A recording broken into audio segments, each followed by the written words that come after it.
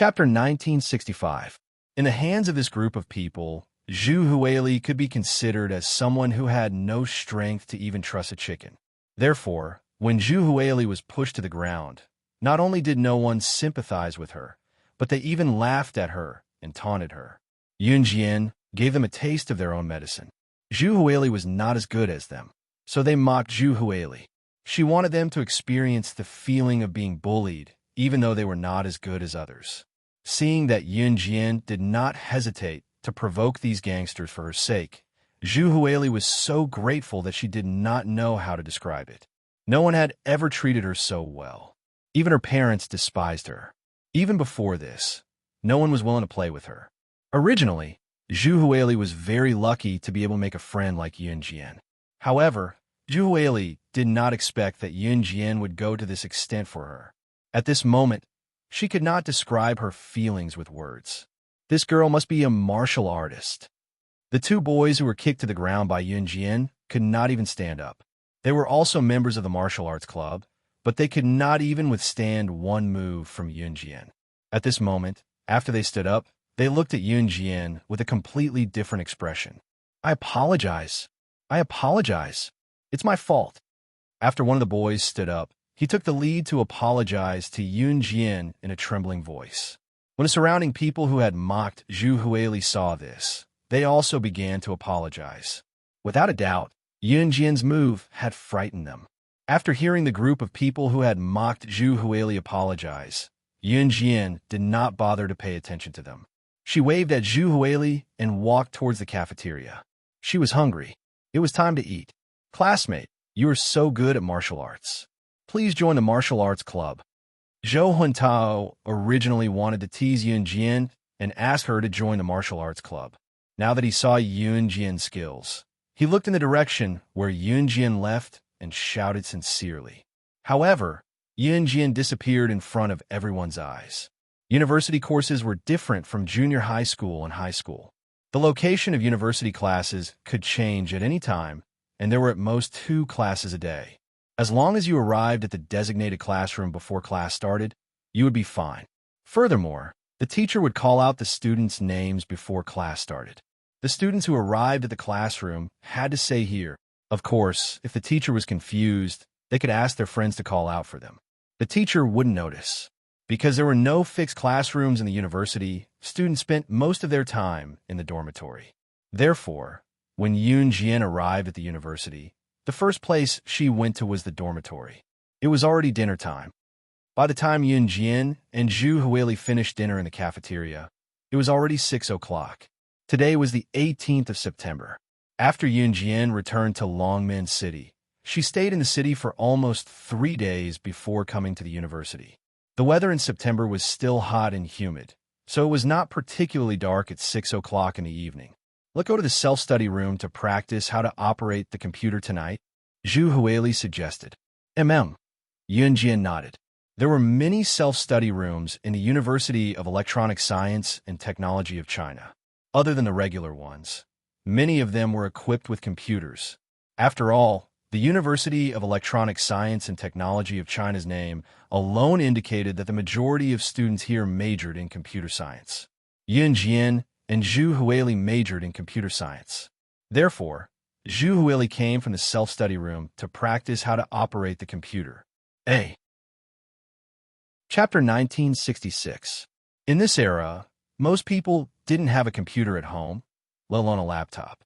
Zhu Huili had just entered university, so he didn't even know how to turn on and off a computer. This wasn't surprising. Most of the freshmen majoring in computer science were new to computers. When Yun Jian and Zhu Huili arrived at the self-study room, they saw a group of people crowding around a computer table. Yun Jian's eyes moved slightly. Suddenly, she saw 2 familiar figures in the group of people. The 2 familiar silhouettes were Yun Jian's other 2 roommates from the same dorm. The 2 of them didn't greet Yun Jian at all. The 2 girls were called Miao Li and Shi Xiujuan. At this time, Yun Jian saw Miao Li and Shi Xiujuan crowding around the computer table with the crowd. They were shouting with the surrounding girls. "Brother Kai, this foreigner is amazing. This is the first time we've seen a hacker. People like us who haven't even learned how to turn on and off a computer. The first time I saw this foreigner's operation, it was amazing. On the other side, Meowly was using a fawning tone to flatter an average-looking but very rich boy who was decked out in gold and silver from head to toe. In the middle of the group of people, a foreigner who could only speak a few sentences with poor pronunciation was skillfully operating a computer. This was the foreigner who knew how to hack. Yun Jian narrowed her eyes. Of course, this is my dad's friend. His hacking skills are top-notch. He's now working in the technology department of Rongyao Company, one of the top 10 international corporations. I'm now learning hacking skills from him. This level of operation is something you'll never encounter in your lifetime. The guy who was called Brother Kai said arrogantly. Immediately, some girls echoed Brother Kai's words. Wow, he's amazing. As expected of Brother Kai, he's amazing. The foreigner who was operating the computer seemed to be very proud of himself. Yun Jian felt that this person was very familiar. When Yun Jian saw the side of the foreigner's face, her face darkened and she suddenly said, "Matthew, why are you here, old man?" Yun Jian's words came out of nowhere, but in the ears of everyone present, they were momentarily dazed. Who was Matthew? It was obvious that the people present did not know the foreigner's name. Who are you? What are you mumbling about? Can't you see that the hacker master is showing us his hacking skills? A girl heard Yun Jian's words and glared at Yun Jian. Who? Who's calling my name? However, the foreigner on the other side of the phone said something in Chinese that was not standard. He did not turn around, his eyes staring at the computer. Open your dog eyes and see who I am. Why are you here? Yun Jian spoke again in front of everyone. Where did you come from? Were they here to cause trouble? If you keep yelling, get out of my sight. The girl who had been yelled at Yun Jian angrily after hearing her words. However, the foreigner had already turned his head around. The moment the foreigner saw Yun Jian clearly, he suddenly slipped from his seat and fell to the ground awkwardly. Then, the foreigner looked at Yun Jian in front of everyone and spoke to her in a tone that sounded like he had lost his life. I'm sorry, but I'm sorry, but I'm sorry. Oh my God, why are you here, madam? Oh my God. Was it easy for him to come to Z country to show off his hacking skills? Did he have to be so scary? Who did he see? He actually saw the chairman of his own company. In this world, computer hacking skills are the most awesome. Once, with the power of one person, in just a few minutes, he broke through the armed system of a large country. In the end, that country sent a text message to her requesting to withdraw the attack on their system. Unprecedented, the strongest hacker king, S.S.A. Chapter 1967. Matthew was not only the head of the technical department of Rongyao Company, but he was also one of the Siren's most capable subordinates. In fact, Matthew was very capable. Anyone who could be recruited into the technical department of Rongyao Company was naturally skilled in computer hacking. For a large company, its technical department must set up a defense system that could not be broken into by other hackers. Otherwise, if the company's money could be easily stolen, how could it make money? As the head of the technical department of Rongyao Company, Matthew indeed had amazing strength. Even in the hacker circle, Matthew's strength was one of the best. That was in the normal hacker circle, where Matthew's strength was very strong. But compared with Yun Jian, the gap between Matthew and Yun Jian was huge. 3 years ago, Yun Jian breached the enhanced defense system set up by Matthew and other members of the technical department in 30 seconds, stole $100 million from it, and directly erased the traces of Matthew and others following her through the firewall.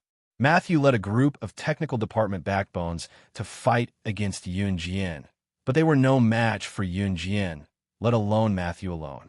At that time, the company's defense system was breached and $100 million was stolen. Matthew and his group were scared half to death. Where did this person with such amazing hacking skills come from? Until later, the siren found Matthew. Matthew would never forget the siren's words at that time. She said, "You don't have to recover the $100 million stolen from the company." SS took it because she was sure of money. It was undeniable that Matthew, who heard the siren's words, almost vomited blood. In addition to refreshing his understanding of Yun Jin's ability, Matthew also deeply realized that their chairman had nothing to do and no money to spend, so pretending to be a hacker made them panic. Since then, every time Matthew saw Yuan Jian, he had an indescribable fear. "Didn't I come to Z country to find you? I have a few questions that I would like to ask you, so I came all the way here." Matthew immediately defended himself. God, he didn't want to be fired by Rongyao Company. The salary he got from working in Rongyao Company for a year was enough for him to travel around the world. Just as Matthew finished his explanation, he shuddered under Yuan Jian's stare. Swallowing hard, he added, "That's right, Mr. Yuan. It's just on the way. I didn't expect you to be here." Matthew had come to Z country to seek advice from Yuan Jian on how to better operate the new defense system. He had come to the University of Electronic Science and Technology of China purely to show off. Matthew was strong and capable. He could set up a defense system that ordinary people could not break through, but Matthew liked to show off. Matthew owed Brother Kai's father a favor, so he came to the University of Electronic Science and Technology of China with the excuse of teaching Brother Kai and the others some simple computer operations. In fact, Matthew had come purely to show off at the University of Electronic Science and Technology of China before going to Longmen City to look for Yuan Jian. Computers had yet to be popularized in 2001. There were only a handful of computers in the University of Electronic Science and Technology of China in the entire Zhe province. It was a coincidence that Yuan Jian could meet Matthew here, but it could also be considered Matthew's bad luck. Yuan Jian did not expose Matthew's words. It was just that the people around them were baffled by the conversation between Yuan Jian and Matthew, unable to react for a long time. The girl who had insulted Yuan Jian just now, in particular, had the most expression on her face. It was obvious that Yuan Jian and Matthew knew each other, so the smart ones chose to keep quiet. In spite of this, there were still a few dumber girls in the group. Seeing that Yuan Jian had ignored Brother Kai just now, these girls fought to speak to Yuan Jian when the air had quieted down. "Do you know who Brother Kai is? How dare you ignore Brother Kai? Do you believe that Brother Kai can expel you on behalf of the University of Rivertown's chancellor?"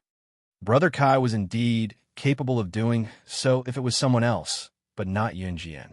Before Yuan Jian could say anything, Matthew had already reacted. He pointed at Yuan Jian and retorted in Chinese with poor pronunciation. His voice was so loud that it shocked the girls and the people around them. "Expel her? Who among you has the ability to do so? Do you know who she is? She's a..." Chapter 1968. She was the chairman of Rongyao Company. She was the best hacker in the hacker circle, SS. It was not an exaggeration to say that her achievements could last for 3 days and 3 nights. She was the first in history. She broke records and created miracles. She was the only one who had a brilliant record. No one could surpass her achievements. And this group of stupid people actually thought that a mere student at the University of Electronic Science and Technology of China was arrogant. Brother Kai, who was worshipped by all the girls as invincible in the world, could do anything to her? But Matthew did not dare to say these words, because he had already caught a glimpse of Yuan Jian's sidelong glance. Seeing this, Matthew was stunned. "Go away. What do you girls know? What are you talking about? Master Matthew is now my master. Master Matthew's friends are my friends. If you dare to talk back, I'll make sure you can't survive in the university." Before Matthew could speak, Brother Kai threatened the group of girls around him. He turned his head and looked at Matthew with a flattering look. Then he smiled at Yuan Jian. Brother Kai was a real rich second generation. His family was rich, but he really admired Matthew from the bottom of his heart. That was why he spoke up for Matthew at this moment. They even thought that Yuan Jian and Ma Xiu were friends and helped her. After saying that, Brother Kai felt that he had shown off enough with Matthew. So, he looked at Matthew and Yuan Jian and invited, "Let's go to the bar tonight. I'll treat you guys to a bar tonight. Since you're Matthew's friend, come along. I'll pay for all the expenses." Brother Kai was different from the group of girls around him. He did not beat around the bush. He always meant what he said and did. Perhaps this was the privilege of the rich second generation. Brother Kai, like Matthew, loved to show off. But apart from this, The biggest difference between Brother Kai and other rich second generations, or people who thought they were powerful, was that he would not look down on others. Seeing that Zhu Huili and Yun Jian came together, Brother Kai did not dislike Zhu Huili because she was fat and ugly. On the contrary, Brother Kai glanced at Zhu Huili lazily and said to Zhu Huili, "You're a friend, right? Then come along. See you at the swing bar near the school at 8 o'clock in the evening." As soon as Brother Kai said this, everyone around him was shocked. Brother Kai was not handsome. Usually, these girls would squeeze to Brother Kai's side because they fancied Brother Kai's wealth. It was not surprising that Brother Kai could invite Yun Jian. But today, why did he invite Zhu Huili, a fat and ugly girl? Zhu Huili, who stood beside Yun, was dumbfounded. Originally, a girl like Zhu Huili would never interact with Brother Kai and his group in her entire life. Of all days, Brother Kai's life, Brother Kai's life, Brother Kai's life? "See you at the bar," Yun Jian said after a glance at Matthew. Since Matthew had something to ask her, it had to be said in private. Since Brother Kai had offered to treat everyone to a bar, it was much more convenient for Yun Jian and Matthew to have a private conversation. Okay, Matthew nodded. With that, Yun Jian left the self-study room with Zhu Huili. When they left, Zhu Huili asked Yun Jian in a daze, "Aren't we going to practice operating the computer? There are too many people. It's too noisy."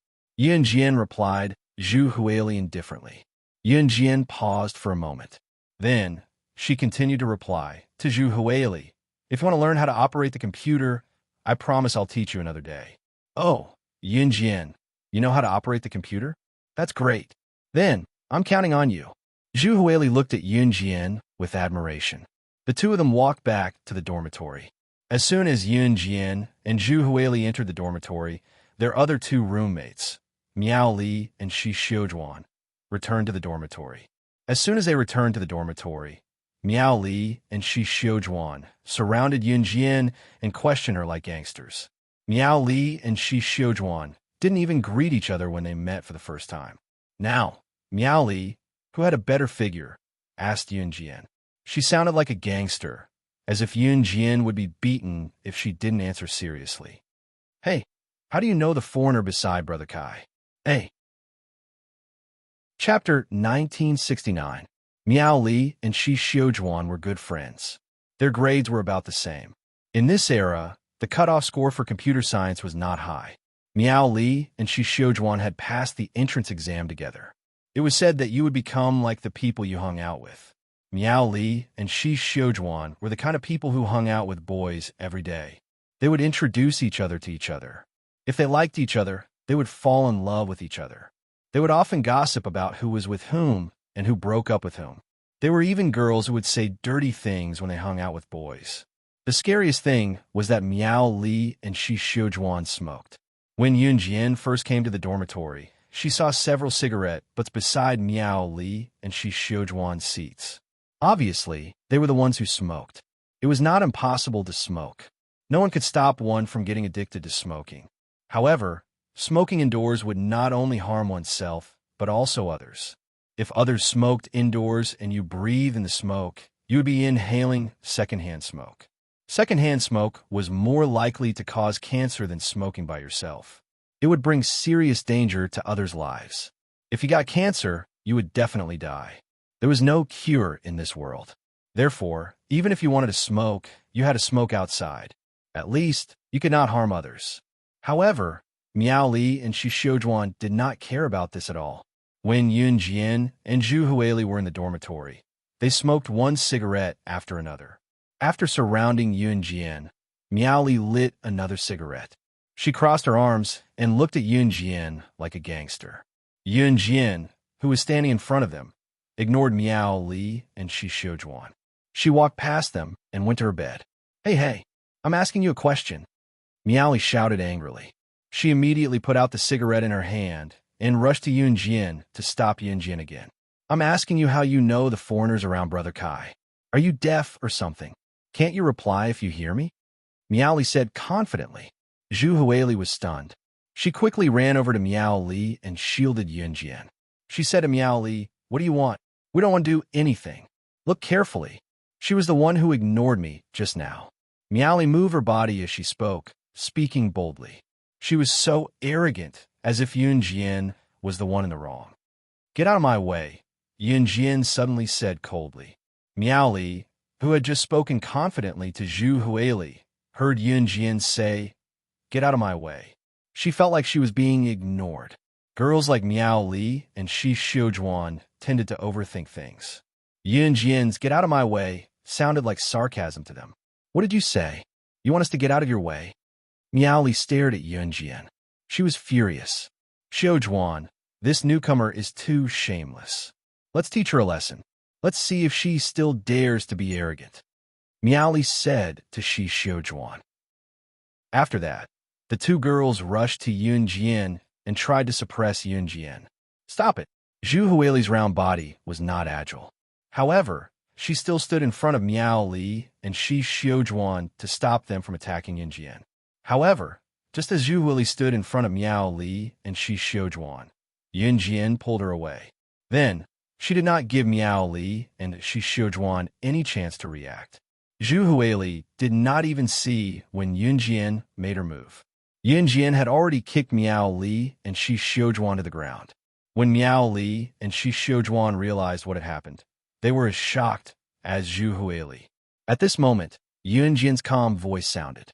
Her words were enough to make the three of them gasp. I'm sorry. I studied in a military school in high school. I used to be in the special forces. Fists and kicks have no eyes. It was purely an accident that I accidentally sent you to the hospital. Hey. Chapter 1970. She studied in a military school in high school. She was a special forces soldier. Yun Jian's words were transmitted to Zhu Huili, Miao Li, and Shi Xiujuan's ears. The three of them were instantly dumbfounded. Yun Jian's words were flat and monotonous, but the meaning behind her words shocked the three of them, especially Miao Li and Shi Xiujuan. At this moment, Miao Li and Shi Xiujuan had been kicked to the ground by Yun Jian. They were in so much pain that they couldn't stand up for a while. The two of them didn't know that Yun Jian hadn't used all her strength. If Yun Jian had really hit them, Miao Li and Shi Xiujuan would probably have been sent to the hospital for emergency treatment. The moment they were kicked to the ground, the two of them wanted to stand up and fight Yun Jian like crazy. However, when they suddenly heard Yun Jian's words, the two of them fell to the ground and were stunned. You studied in military school in high school? Aren't most of the students in military schools boys? How could a girl like you study in a military school? Miao Li had forgotten about the pain from Yun Jian's kick. After hearing Yun Jian's words, she was stunned. Miao Li and Shi Xiujuan were typical snobs. Just now, the two of them surrounded Yun Jian like gangsters and said, "You're not convinced? I'll beat you until you're convinced." Now that they heard that Yun Jian was actually a special forces soldier in a military school, the two of them were instantly filled with respect. They no longer acted like they didn't see Yun Jian when they first met Yun Jian. When Miao Li asked Yun Jian again, her voice softened and her attitude changed drastically. This time, Yun Jian directly flipped over and climbed on her upper bunk bed. Her movements were clean and neat, completely ignoring Miao Li and Shi Xiujuan. Yun Jian, who was lying on the bed, closed her eyes and ignored him. Seeing this, Miao Li and Shi Xiujuan were displeased. However, after hearing that Yun Jian seemed to be someone important, they didn't dare to say anything and returned to their own beds. It was almost 7 o'clock in the evening when Yun Jian and Zhu Huili returned to the dormitory. They had agreed to meet at the swing bar at 8 o'clock. Yun Jian lay on the bed and closed her eyes for an hour before she turned over and got down from the top bunk. Miao Li and Shi Xiujuan swallowed their saliva and remained silent. Yun Jian, no wonder you were so good before. You went to military school. Zhu Huili couldn't help but praise Yun Jian when he saw that she had rested well on the bed. When Zhu Huili said that Yun Jian was so good before, he was naturally referring to the recruitment of new members at the entrance of the cafeteria. Okay, let's go. Yun Jian lazily put her hands in her trouser pockets and said to Zhu Huili. Earlier in the self-study room, Brother Kai had invited many girls to the swing bar to have fun. Among them, Miao Li and Shi Xiujuan had also been chosen. At this moment, Miao Li and Shi Xiujuan were carefully dressing up.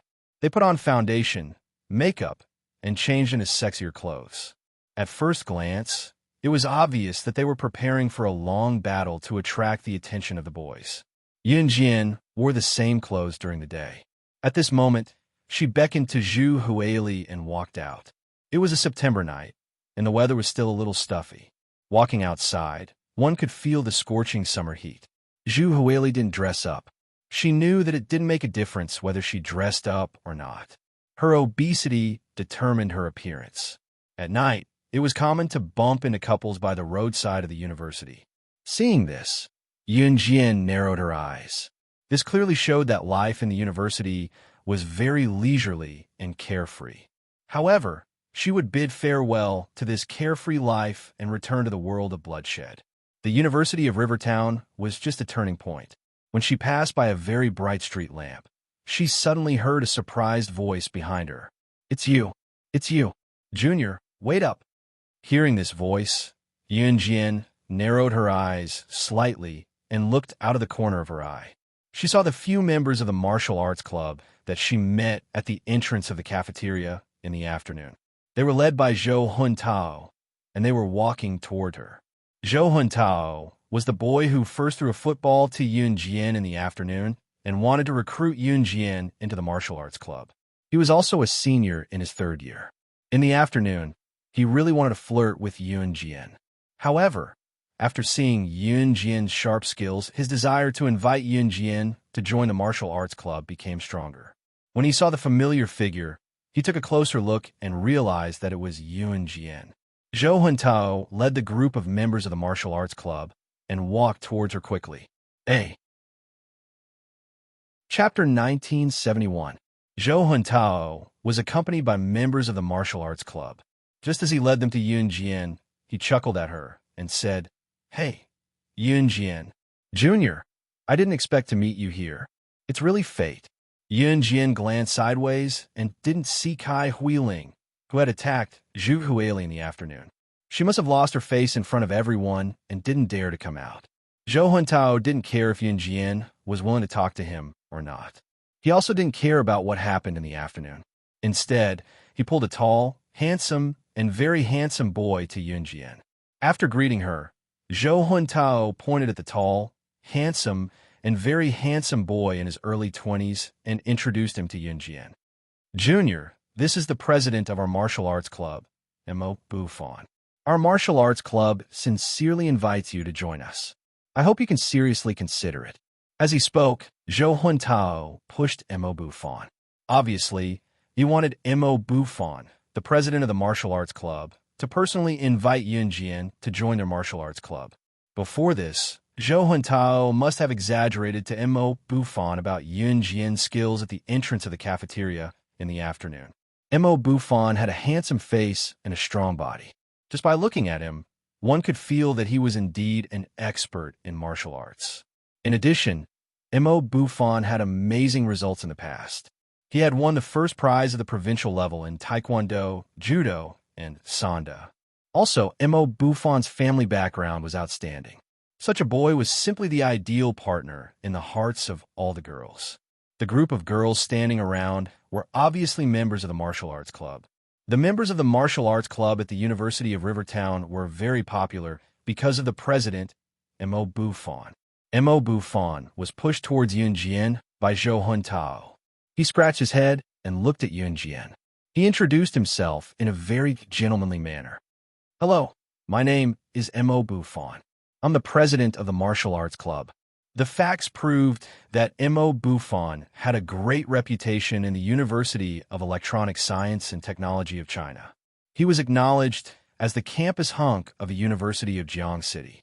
After Mo Bufan introduced himself to Yun Jian, the girls from the martial arts club who were passing by or standing around all screamed, "Wow, the president actually took the initiative to talk to that girl. I've never seen the president take the initiative to talk to a girl before." A female member of the martial arts club exclaimed, "Look, that's Mo Bufan." It really was Mo Bufan. He's the school hunk of our school. Ah, so handsome. He seems to be talking to that girl. Who is that girl? She's so lucky. Seeing Mo Buffon greet Yunjian, the surrounding girls screamed. All of them were envious of Yunjian. However, just when the girls thought that Yunjian would faint from excitement after Mo Buffon took the initiative to talk to her, they saw Yunjian expressionlessly glancing at Mo Buffon and coldly saying, "What's up?" Her tone was flat and monotonous. Even Mo Buffon blinked in surprise when he heard Yunjian's words. He paused for a moment before continuing. "I heard that you're very skilled. I would like to invite you to join us on behalf of the martial arts club. I've said it before. I'll join if the president position is given to me. Otherwise, there's no need to talk about it." After Yunjian finished speaking, she didn't even look at Mo Buffon. She beckoned Zhu Huili to walk around Mo Buffon and his group and was about to walk forward. At this moment, Yunjian and her group were in a dark corner. There weren't many people walking around here. Occasionally, there would be young couples passing by, but there were very few of them. Seeing Yunjian walk around Mo Buffon and was about to walk forward, a girl shouted at Yunjian, "Hey, don't be unappreciative. Mo Buffon personally invited you to join the club, but you don't appreciate it." The girl had just shouted at Yunjian's back when she saw Yunjian stop in front of everyone, as if she had discovered something. Then, Yunjian turned around and squatted down beside a hidden bush under everyone's eyes. She carefully observed for 2 seconds. Damn, this girl definitely wants to attract the president's attention. That's why she's playing hard to get. Scheming B *TCH. So F *King disgusting. Seeing this, a few girls from the martial arts club in the distance looked at Yunjian with disgust and shouted in front of Yunjian. On the other hand, Yunjian did not pay any attention to the girls. She suddenly smelled a familiar smell and squatted down to observe the ground for 2 seconds. There was a lot of gunpowder smell on the ground, and this gunpowder smell wasn't left behind after ordinary items like firecrackers were set off. The smell of gunpowder could only mean one thing. There must have been a gunfight nearby. Chapter 1972. There were many affiliated universities near the University of Electronic Science and Technology of China, such as Jiangxing Normal University, Jiangxing Medical College, and so on. The University of Electronic Science and Technology of China was just one of the many universities. The area near Jiangxing was a university town. That was to say, there were more than a dozen closely connected universities nearby. The more universities near the university town, the more students there would be. With more students, the expenses of the students would also increase. The economic development here would also be fast. Therefore, in this area, the economic development was very good, and the city's jurisdiction was also very good. And there was a gunfight nearby, which meant that Yunjian didn't think much about it. Mo Buffon walked over and asked her again in a gentlemanly tone, "Junior, what's wrong with you?" At this time, Yunjian had already stood up. "Yunjian, is there something on the ground?" Zhu Huili also came over to take a look and asked in confusion, "What can there be? Maybe she just wants to attract our president's attention." As soon as Zhu Huili finished speaking, a girl said coldly, "That's right. She even wants to take the position of president of our martial arts club. Can she afford it? It's not like he's that good. What's there to be proud of?" Another girl added, "Stop talking." Mo Buffon listened to these girls chattering endlessly and felt irritated enough. He knitted his brows and stopped these girls from chattering. After a pause, Mo Buffon turned to look at Yunjian and spoke to her as well as everyone else around them. "You're the only one who's going to die. I took the position of president of the martial arts club because I want to lead everyone and make the martial arts club develop better. If you can take the position of president, or if anyone here can take the position of president, I, Mo Buffon, can give up the position of president of the martial arts club to you. Of course, the premise of all this is that the martial arts club must be better in your hands than in my hands." Mo Buffon focused on martial arts. After going to university, he opened the martial arts club. He didn't want to develop the martial arts club into an intermediary for boys and girls to get to know each other. He wanted the martial arts club to flourish. The meaning of these words was very clear. If Yunjian could bring out the strength, Mo Buffon would agree to Yun Jian's request and give her the position of president. That's what you said. Yun Jian's eyes suddenly narrowed. Her impression of this person called Mo Buffon instantly rose. The favorable impression here had nothing to do with the ambiguity between a man and a woman. It was purely a degree of appreciation for a person. Mo Buffon's group also wanted to go to the swing bar. Mo Buffon and Brother Kai were actually good brothers who grew up together. Yun Jian only found out about this after she walked into the large private room of the swing bar with a group of people. It was not hard to see that Mo Buffon's family background was good. Brother Kai's family background was so good that the gifts he usually gave girls were gold necklaces, silver rings, and other luxurious items. Mo Buffon and Brother Kai were good brothers who grew up together, so their family background naturally couldn't be bad. Birds of a feather flocked together. Otherwise, they wouldn't have known each other since they were young. There were large private rooms in the swing bar, but the private rooms in the bar were more expensive. The private rooms were also equipped with karaoke equipment and facilities.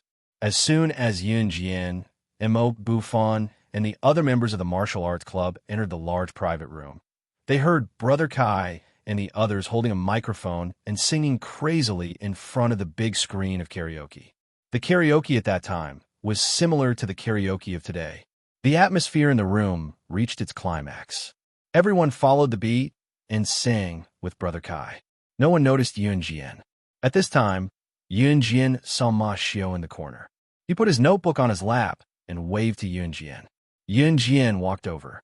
"Boss, hurry up and teach me how to make the strongest new defense system." Ma Xiao seemed to have picked up a big opportunity. He handed his notebook to Yun Jian and looked at her expectantly. Yun Jian took Ma Xiao's notebook, paused, and then added, "I'll help you strengthen the defense system and deduct 3 months of your salary." After Yun Jian said that, Ma Xiao looked at Yun Jian in pain and begged, "Don't do that, boss. 3 months of salary. I'll have to eat the northwest wind. No hacker in the world can break the defense system I set up. Isn't it worth it to deduct 3 months of your salary?" Yun Jian glared at Ma Xiao. Okay. You're the boss. You have the final say." Ma Xiao covered his face and nodded. Yun Jian smiled and put her hands on the notebook keyboard.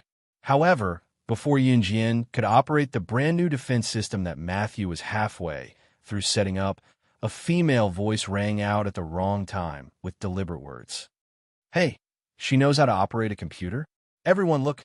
The girl who spoke was called Lan Yi. Lan Yi was the one who insulted Yun Jian in the self-study room to please Brother Kai.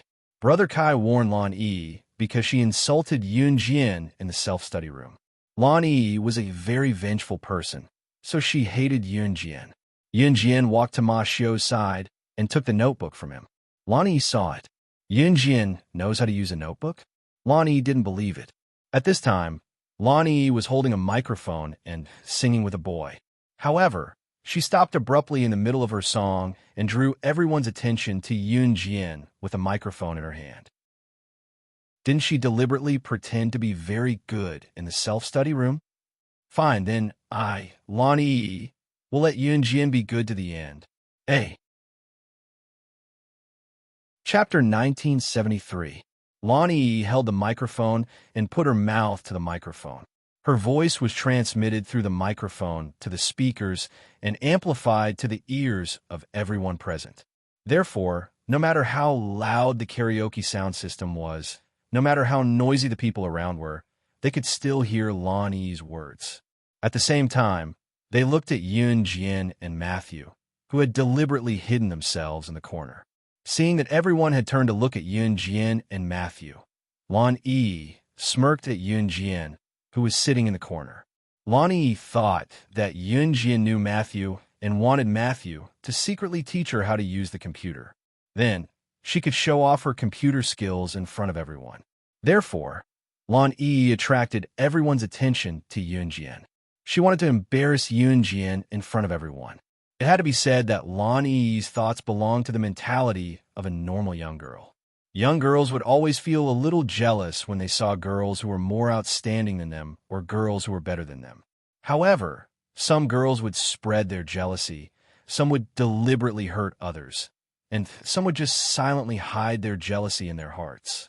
Lan Yi belonged to the kind of girl who was afraid of not causing enough trouble. Yun Jian didn't pay attention to her before, but Lan Yi thought that Yun Jian was indirectly provoking her. Without a doubt, Lan Yi's goal was achieved. Everyone turned to look at Yun Jian. Lan Yi's smile became even more obvious. Yun Jian had just put her hands on a laptop keyboard when she heard Lan Yi's words. Her eyes flashed sharply. The people around her had already turned to look at her. Wow, Junior, you just came to university and you already know how to use a computer? Amazing.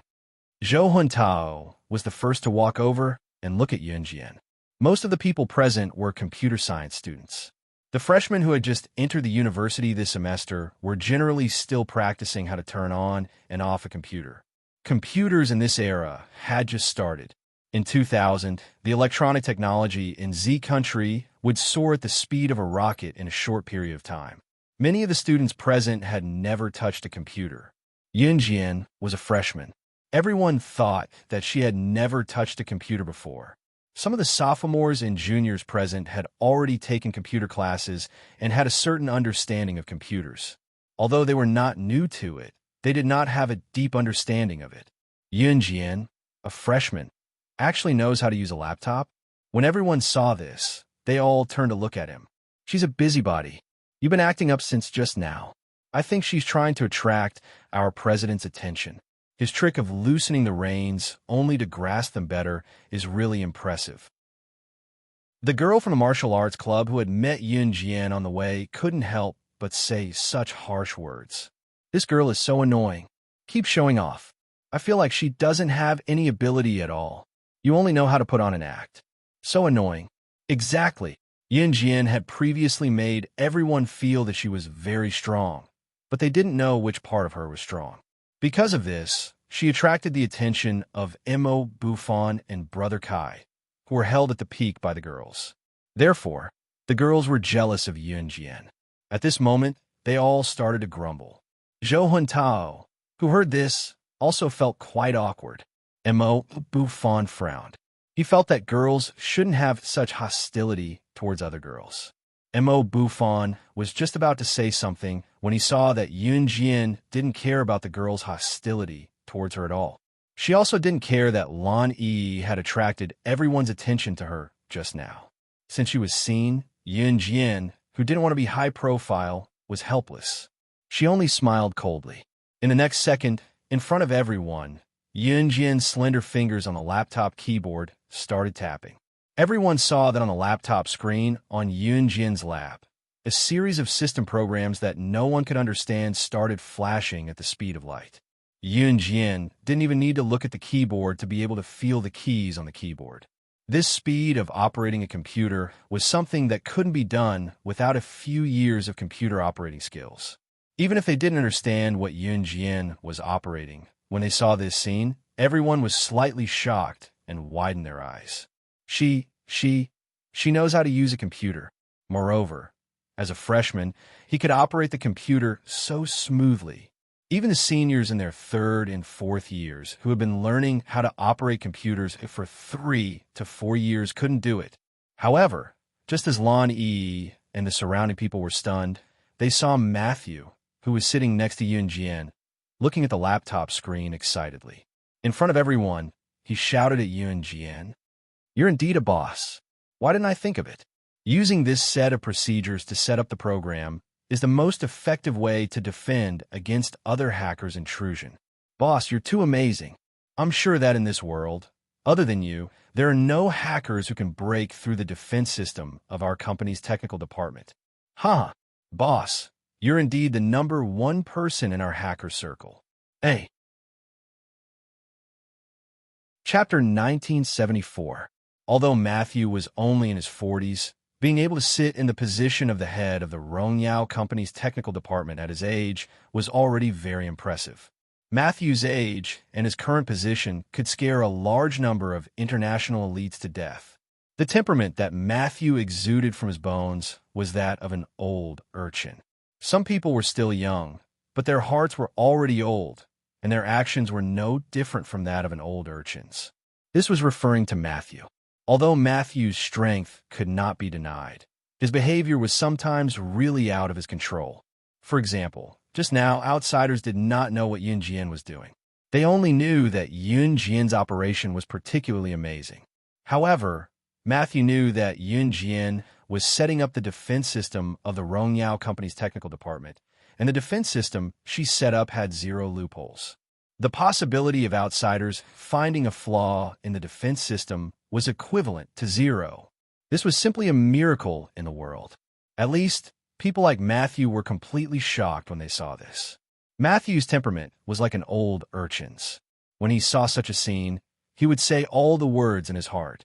As a matter of fact, Matthew, the fool, had shouted at Yun Jian in front of everyone in the room. Originally, Yun Jian's speed of operating the computer was so fast that it amazed everyone present. However, no one present knew what Yun Jian was doing. In the eyes of Lan Yi, Zhou Huntao, Mo Bufan, Brother Kai, and the others, the various programs flashing on a laptop screen were more like Yun Jian's random keys. However, this group of people were not experts and did not understand these, but Matthew did. With Matthew's roar, everyone understood what was going on. After hearing Matthew's words, everyone was in a trance for a moment and was stunned on the spot. Even the few boys who had been singing crazily and brought the atmosphere to the climax were dumbfounded and looked over in a daze. Only the accompaniment of the karaoke continued. At this moment, whether it was Lan Yi, Zhou Huntao, Mo Bufan, or Brother Kai, they were all stunned. Among them, Lan Yi's expression was the most prominent. She listened to Matthew's words in a daze and couldn't recover for a long time. Matthew actually called Yun Jian boss? Wasn't that the title of a certain company's CEO? And Yun Jian was setting up a defense system that could prevent other hackers from invading? Listen to what Matthew says. No one in this world could crack the defense system set up by Yun Jian, and Matthew said that Yun Jian was indeed the #1 hacker in the hacker circle. #1 in the hacker circle? Brother Kai was particularly interested in this matter. Before the people around him could speak, Brother Kai had already looked at Matthew in astonishment and asked the doubts of the people around him. The #1 person in the hacker circle, I remember that the most skilled hacker is a hacker with the codename SS. As soon as Brother Kai finished speaking, Mo Bufan, who was Brother Kai's brother, added a sentence. Most of the people present were computer science students, so they were naturally interested in hacking. The computer courses taught in school naturally wouldn't teach hackers how to hack others. Only some smart people would apply all their knowledge to hacking according to the computer courses they learned in school. Even so, it couldn't stop the level of interest of the people present in hacking. After hearing Mo Bufan's words, the surrounding people shifted their eyes to Yun Jian again.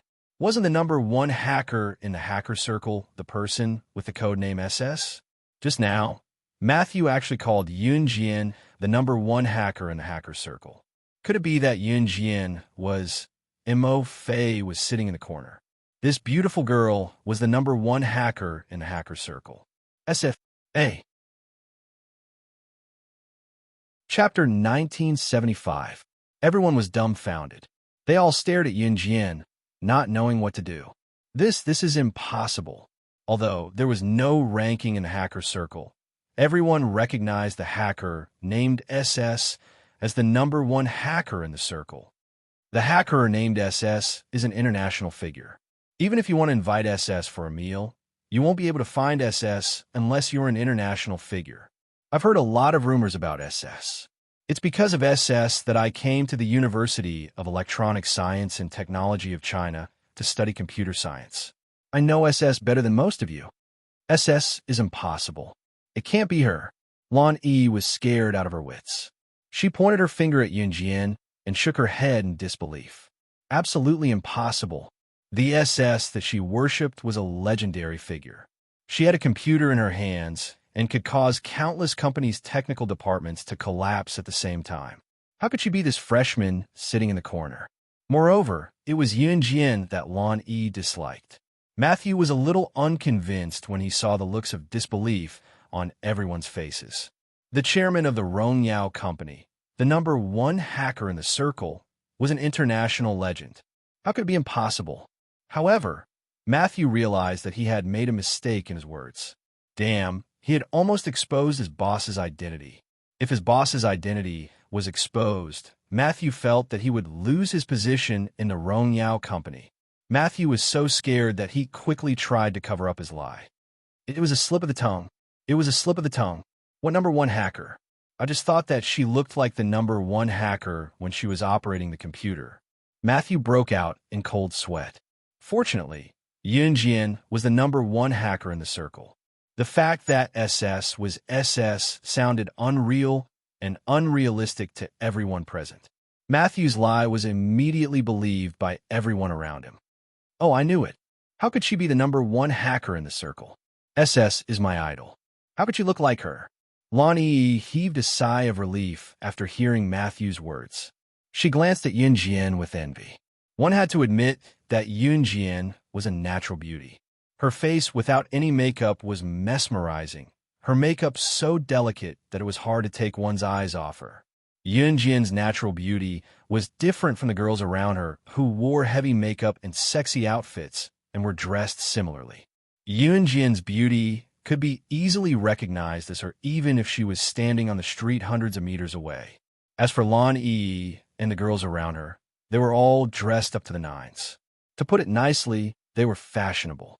To put it bluntly, they were all wearing makeup and dressed up. It was impossible to tell who was who.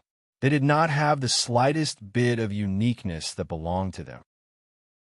It was fine if you were outstanding, but when you were outstanding to a certain extent, a realm that others could not reach, then you were finished because you would become the public enemy. Yunjian's beauty was something that all the girls wanted but could never achieve. Therefore, Lan Yi and the others didn't like Yunjian, let alone Yunjian who was so outstanding.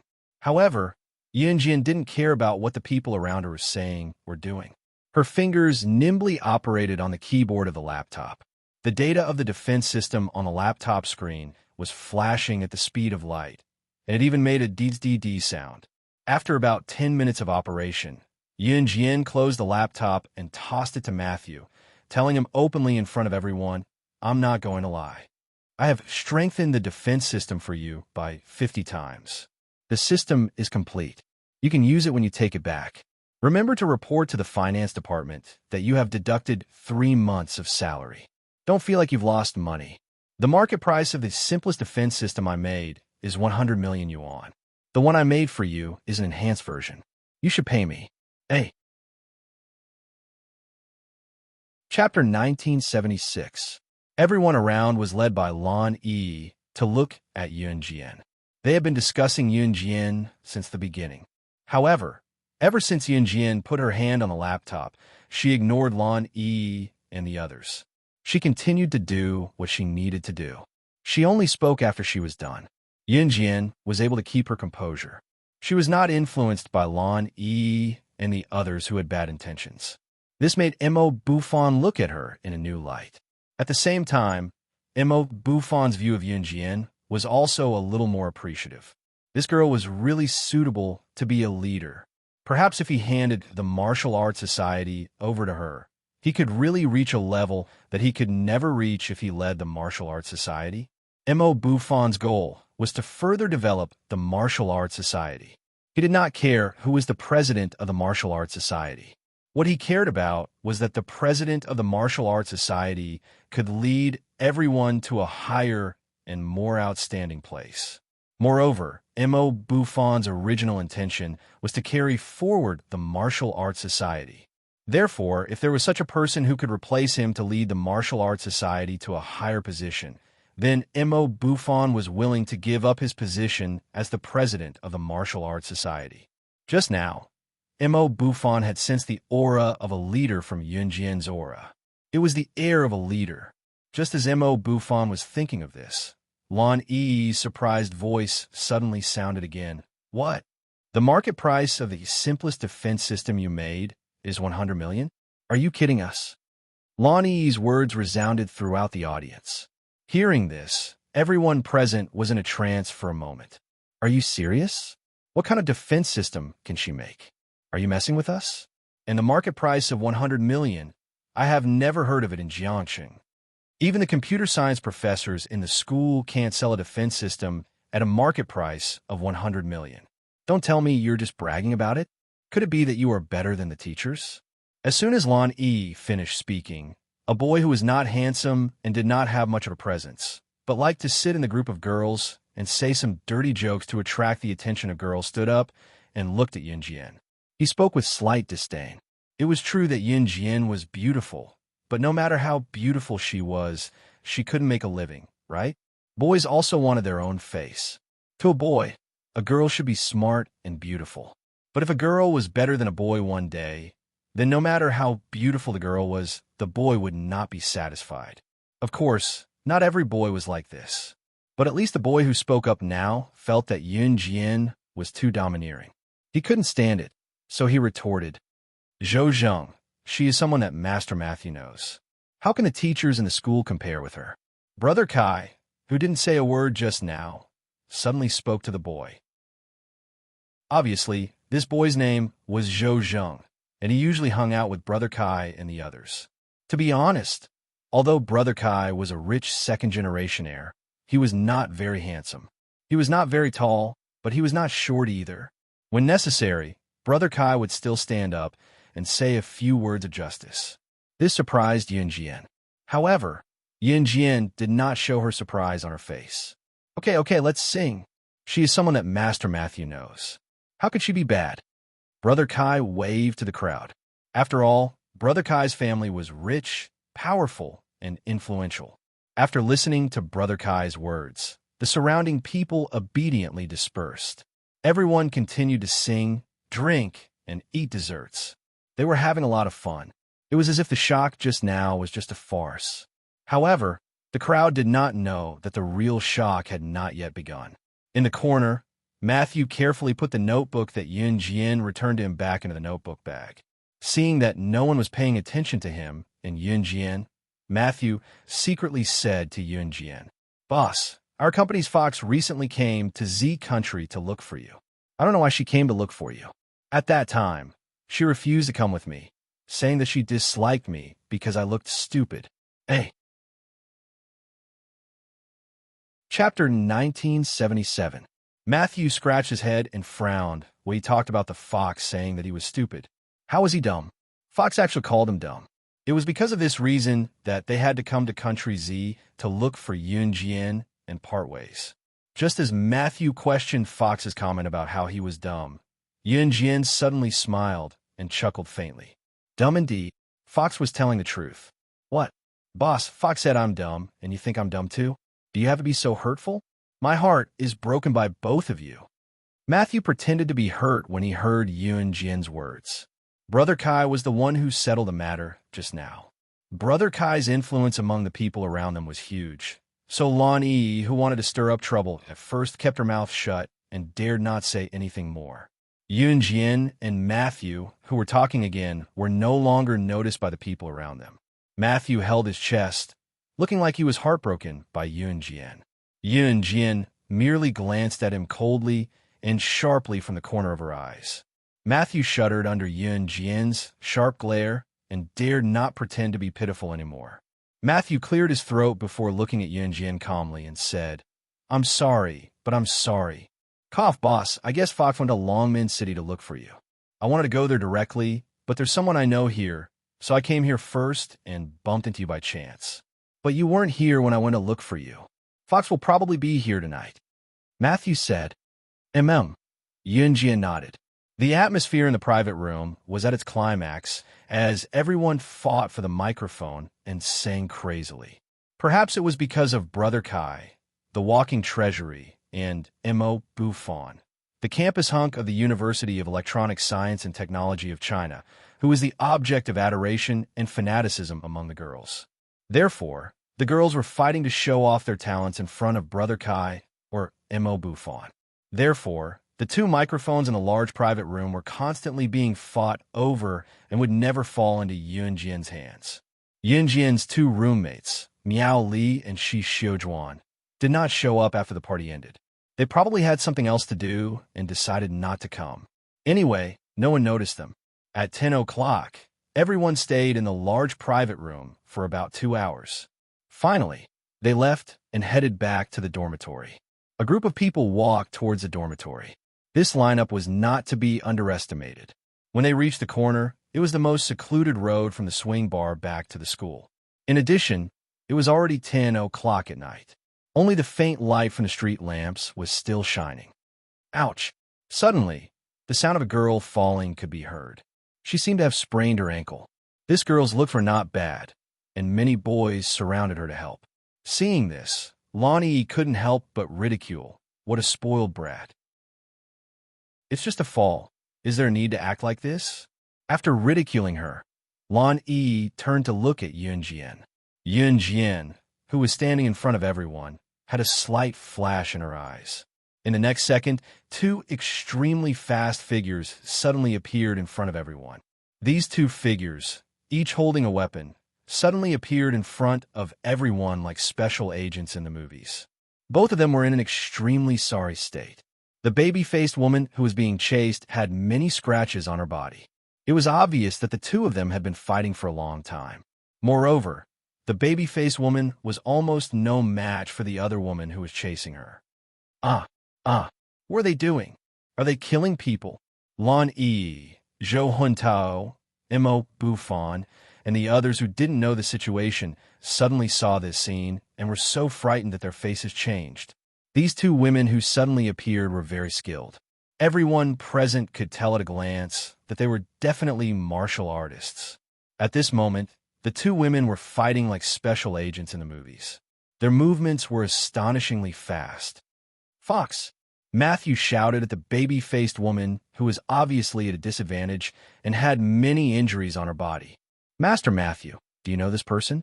Although Mo Buffon and the others were shocked, Mo Buffon still stood up and asked Matthew softly.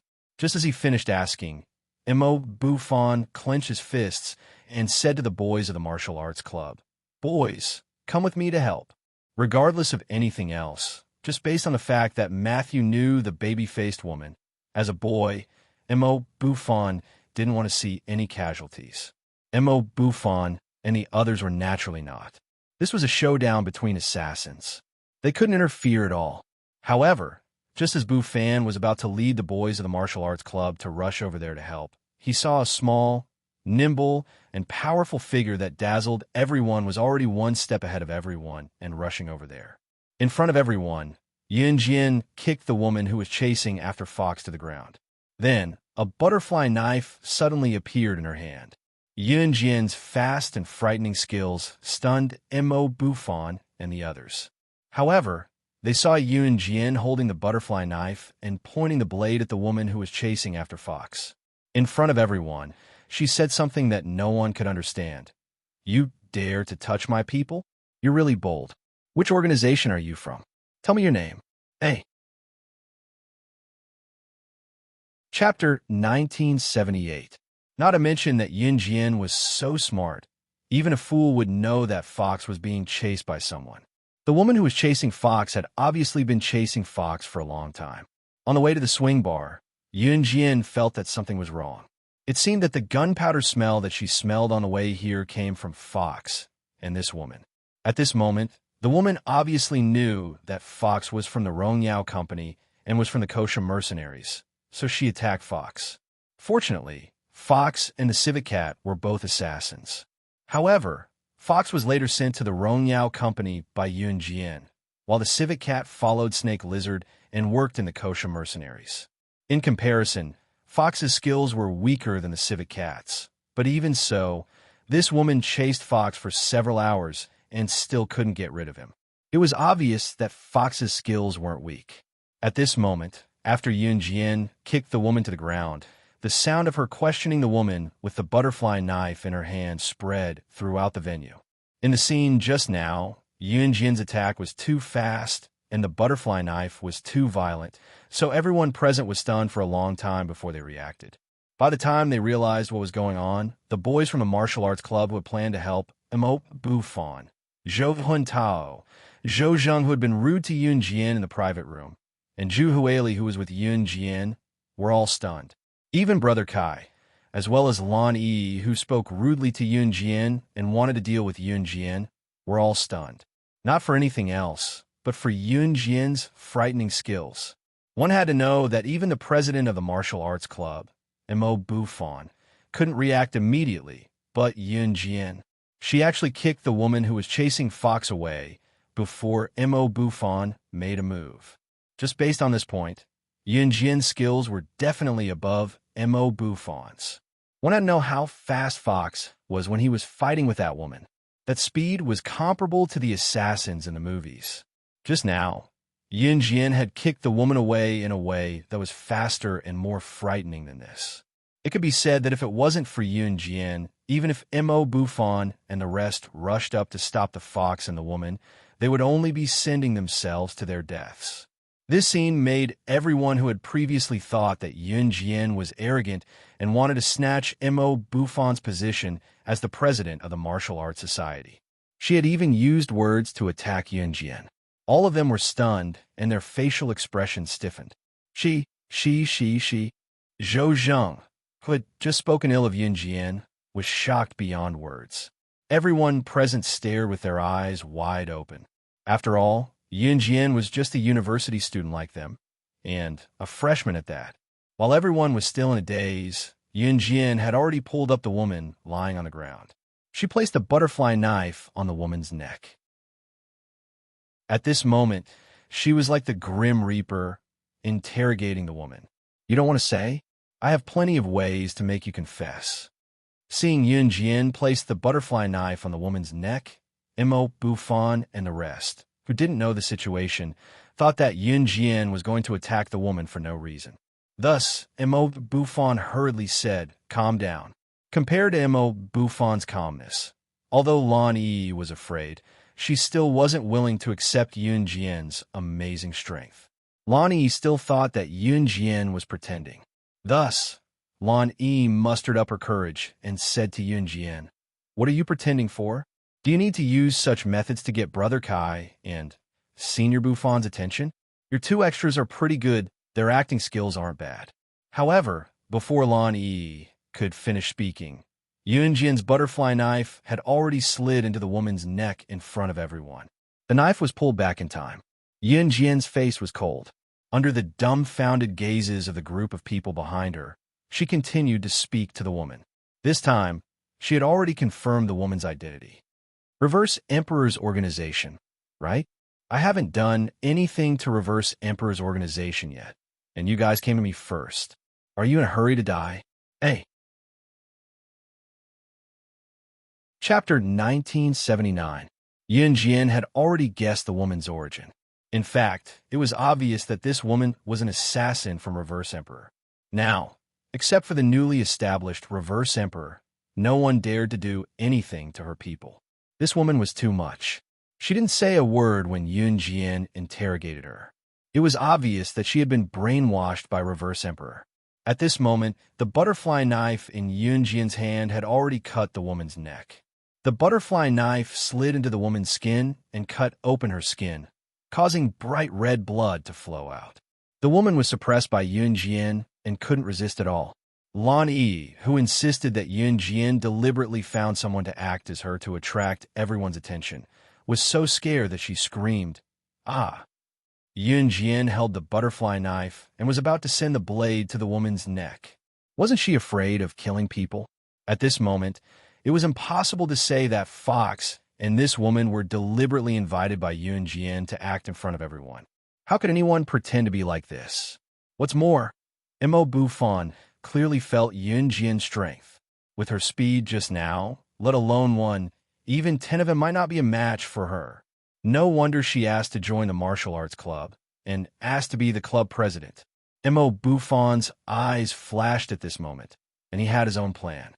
Since Yun Jian had already guessed the woman's origin, she didn't want to keep her alive. But when she heard Lan Yi and the others scream, Yun Jian's eyes darkened again. The blade stopped just as it was about to slit the woman's neck. Pulling her hand back in time, Yun Jian spun the butterfly knife and retracted the blade. Folding the handles on both sides of the butterfly knife, she gripped the handles agilely and smashed them at the back of the woman's neck. The woman didn't even have a chance to resist in Yun Jian's hands and fainted. Yun Jian directly threw the woman in front of Matthew and said to him, "Deal with her." Yun Jian originally wanted to slit the woman's throat, but Lan Yi's scream stopped Yun Jian from doing so. After all, she still had to stay in the university. If she killed a woman in front of Mo Bufan and the others, even if she had 2 hours of amnesia liquid, it would be inconvenient to use the 2 hours of amnesia liquid to erase people's memories every time. At this moment, Yun Jian threw the woman to Matthew and turned to look at the fox. Everyone was dumbfounded and had no idea what was going on. When Yun Jian turned her head to look at the fox, the surrounding people looked over curiously. The fox had been chased by the woman the entire way. The fox's strength was not as strong as the woman's, but it was not much weaker. Therefore, after being chased all the way, it had suffered quite a few injuries. Since Yun Jian had smelled the gunpowder of the pistol earlier, it proved that the fox and the woman had used firearms when they were fighting. However, there was always a time when a gun would run out of bullets. The two of them were unable to determine a winner and were probably just wasting time. The fox could be chased here because he had followed Yun Jian's trail. It was not a coincidence. "I'll take you to the hospital to treat your wounds."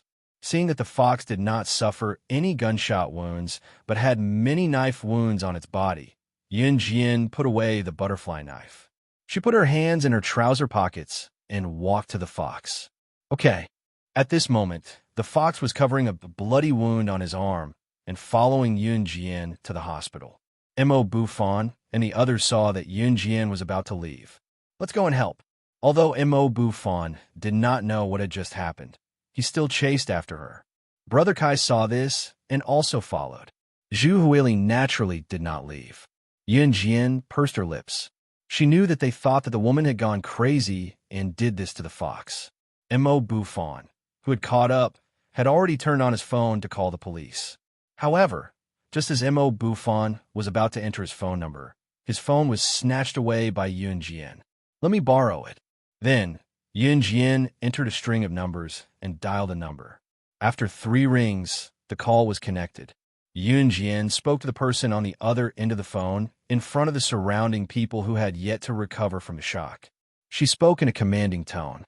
"Immediately get the leaders of the Kosha Mercenaries Intelligence Team, Assassination Team, and Investigation Team to come to the University of Electronic Science and Technology of China, Inja Province of Country Z, to look for me."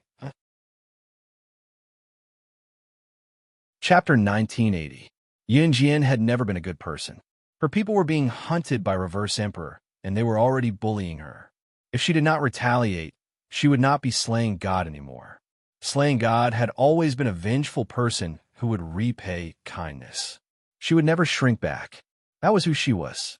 There were 3 team leaders in the Kosha mercenaries.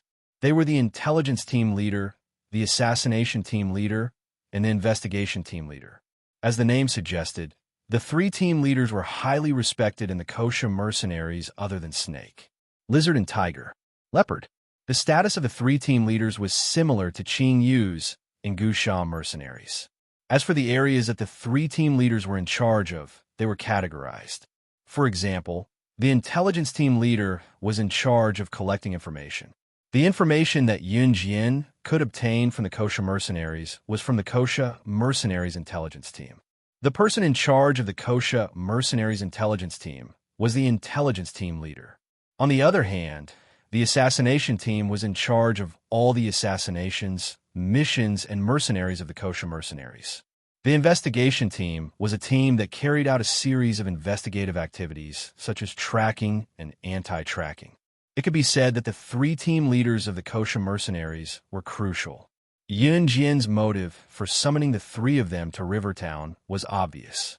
Reverse Emperor had climbed to a higher position in the organization after 2 years of development. As a member of the Kosha mercenaries, Slaying God had summoned the 3 team leaders of the Enhan group.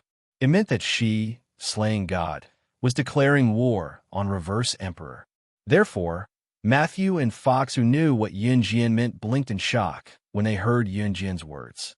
As for Mo Bufan, Brother Kai, Lan Yi, and the rest who were standing around, they were stunned as well.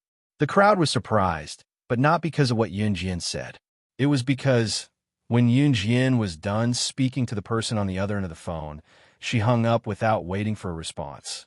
You can actually speak a foreign language? Zhou Huntao looked at Yunjian and asked on behalf of everyone else in shock. Hearing Zhou Huntao's words, everyone present held their breaths and looked at Yunjian, as if they wanted to hear Yunjian's reply. What Yunjian said just now was obviously not in English. It was a foreign language that no one present could understand. One had to know that youngsters nowadays generally did not like to study. Learning English, which was compulsory in school, was already killing them.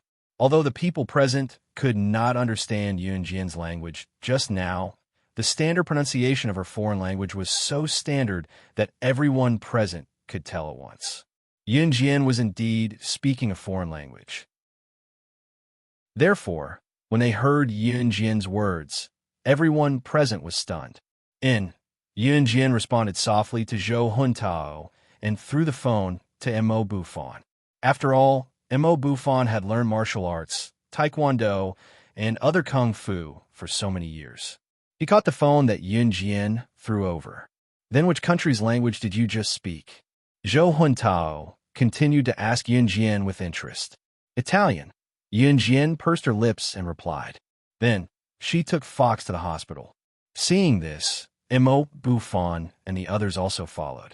Along the way, Zhou Huntao and the other members of the martial arts club were very interested in Yunjian. One by one, they began to ask Yunjian various questions in the form of a series of questions. Of course, many of them did not get a response from Yunjian. After seeing Yunjian's skills, the people of the martial arts club were not angry anymore. After Fox came out of the hospital, Yunjian arranged for her to stay in a hotel for the time being.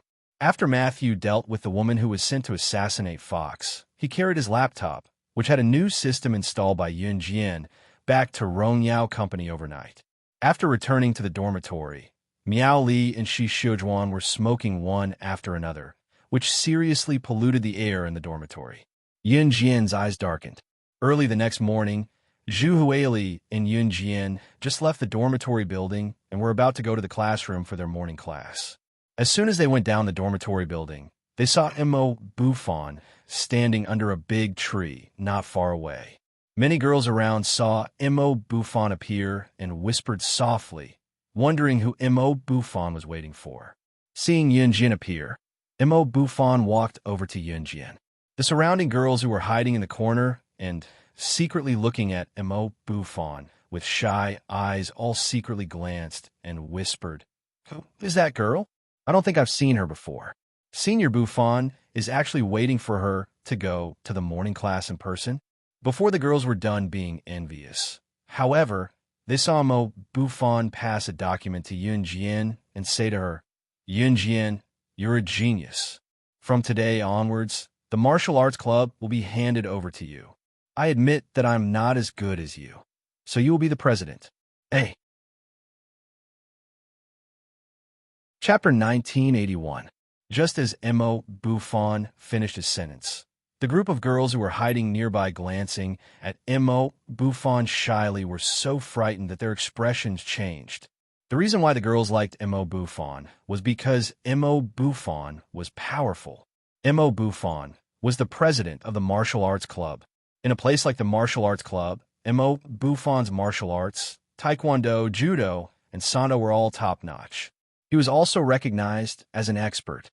In addition, Mo Bufan was handsome and was known as a handsome man. Being strong was the most important thing. Being handsome was also the most important thing.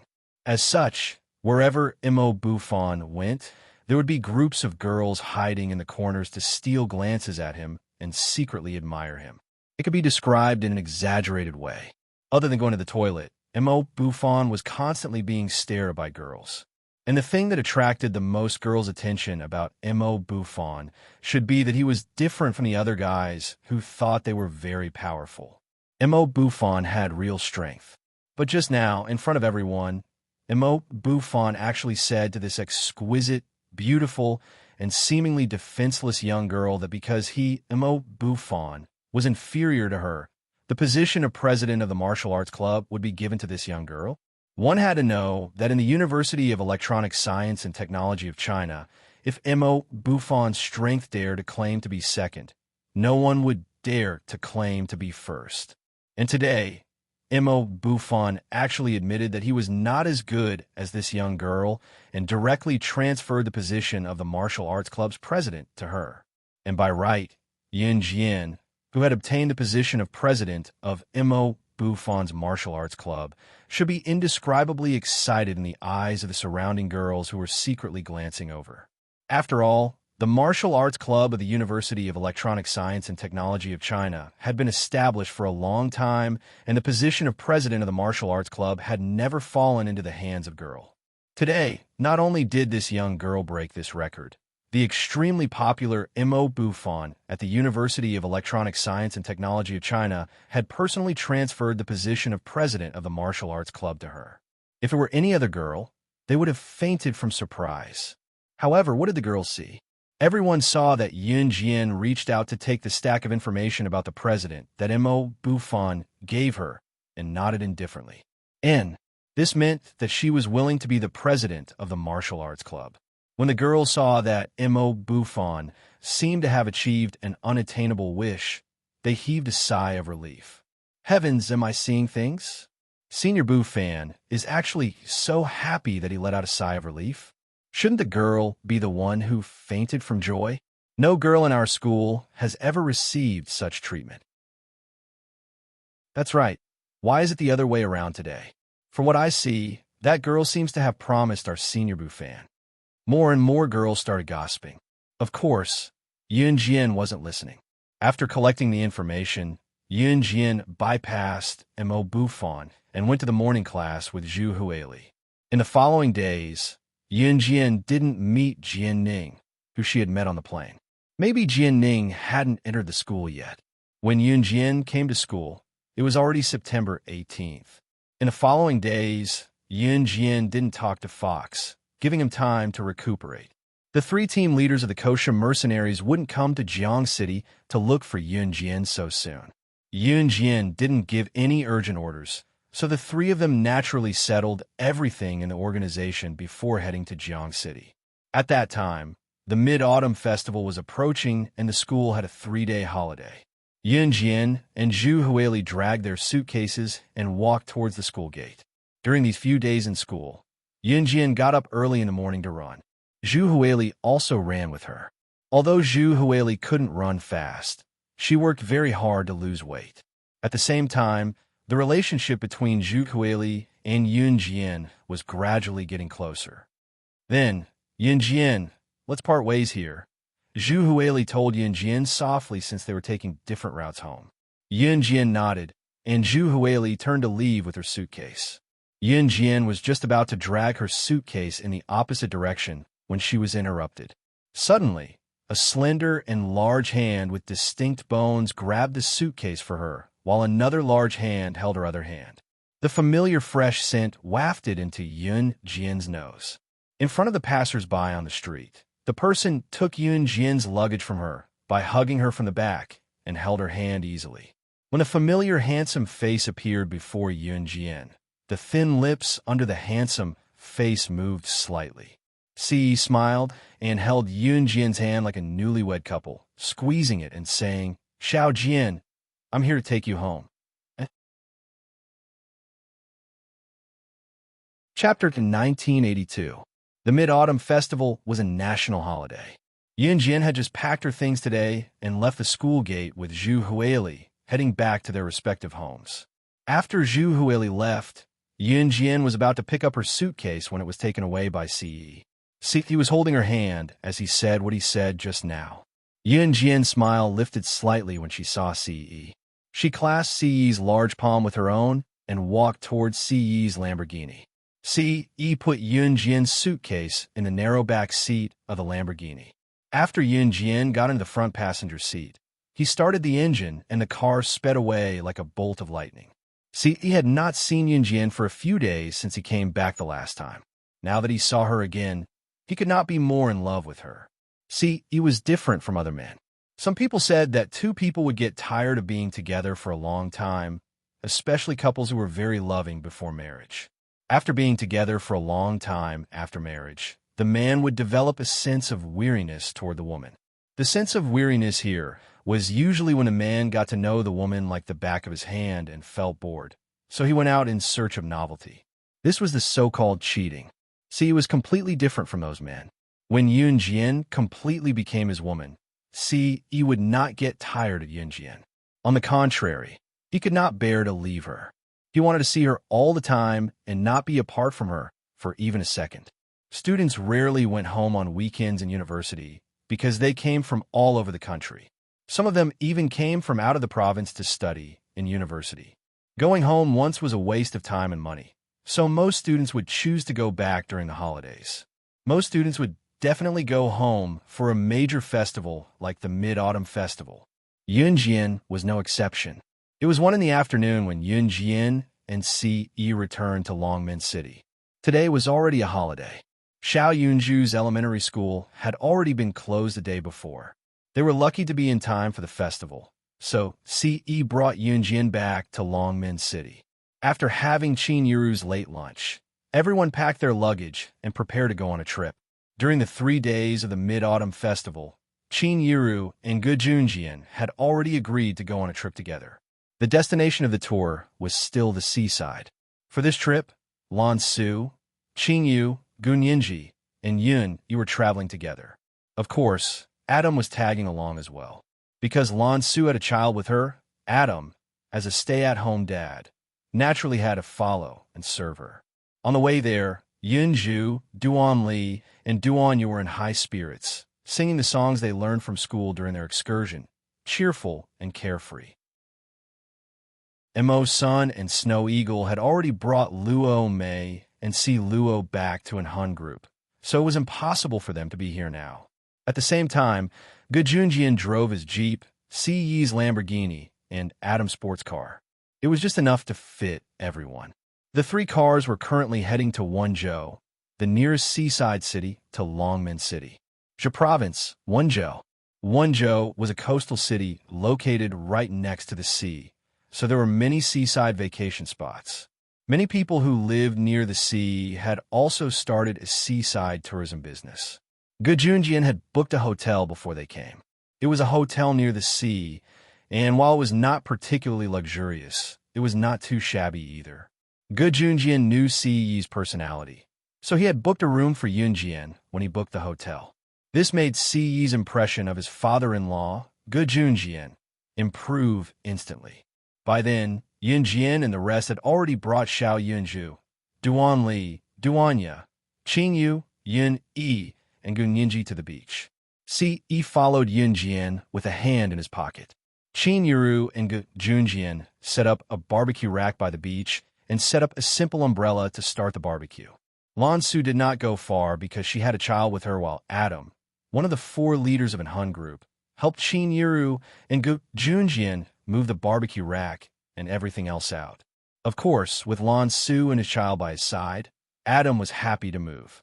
At the same time, Yun Jian had already pulled Duan Li and Duan Ya's hands to the temporary changing room by the beach. Qin Yu and Gun Yinji ran in as well. Si Yi and Yun Yi dragged Xiao Yunju to the men's room. Yun Jian even put on a jacket when they came out of the changing room. She knew that Si Yi did not want to expose her in a swimsuit in front of everyone. However, even with a jacket, Yun Jian's fair and slender legs were still exposed to everyone's eyes. Just as they walked out of the changing room, Yun Jian felt Si Yi's burning gaze on her. When he saw her beautiful figure, Si Yi was suddenly reminded of how he had pinned her down and a certain part of his body reacted instantly. Hey! Chapter 1983. Si did not change out of his swimming trunks, nor did he take off his top. He didn't like to expose his upper body for others to see. It did not matter if Si Yi was conservative or petty. He could not bear to let others see his Xiao Jian, and he would not let other women see him as well. Everything he had belonged to his Xiao Jian. By then, other than Qin Yuru and Ge Junjian, Lan Su, who was carrying a child, and Adam, who was a mover, the rest of them had changed into their swimsuits. Qing Yu had changed into a swimsuit that was not very sexy, but exposed the parts that should not be exposed. Qing Yu's swimsuit was conservative but exposed the parts that should be exposed. It was beautiful and breathtaking. Qing Yu's swimsuit was a girlish pink. Gu Nianji wore a green swimsuit that resembled a one-piece dress. Her top and skirt were joined together, and only her navel was exposed. She was so beautiful that one could not take their eyes off her, giving one the urge to grab her and ravage her just by looking at her. Of course, C did not even look at what Qing Yu and Gu Nianji were wearing. His burning gaze was fixed on Yun Jian, unwilling to look away for even a second. Yun Yi did not take off her top as well, but he had changed into a very conservative swimming trunks. Compared to 2 years ago, he was tall and handsome. Wow, Sister Jian, it's been 2 years and your figure is getting better. Quick, let me touch you, let me touch you. When Qing Yu came out of the changing room and saw Yun Jian with a jacket draped over her, she went to Yun Jian with a perverted expression. Her hands were cupped like chicken feet and were about to reach out to Yun Jian like pig trotters. The scariest part was that Qing Yu was saying lewd things that could be misunderstood with a cheeky grin. Si, who heard Qing Yu, stared at Yun Jian. His first reaction was Yun Jian's alluring figure.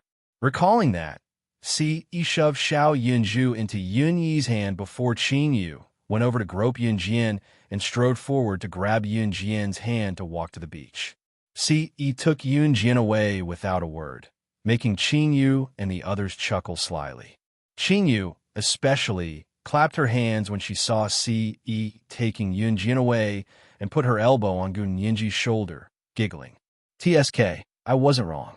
Sister Jian's figure looked so much better than before. Those breasts, those hips. TSK. If I were a man, I want to *CK her. As Qing Yu spoke, she gestured lewdly. Just as Qing Yu spoke, she felt a light tap on the top of her head. Yun Yi's rather stern voice then rang out. You're right, master. Who do you want to *CK? Qing Yu turned to look up and saw Yun Yi's deep eyes looking at her inquisitively. She could not help gulping. Qing Yu's eyes darted around, not knowing how to answer him. Cough. I'll bring Xiao Zhu and the rest to the beach to wash their feet. You guys have fun. Gu Nianji slapped Qing Yu's hand off her shoulder and pulled Xiao Yunzhu and the rest to run to the beach. Before Gu Nianji could run far, she heard Qing Yu's bewildered voice behind her.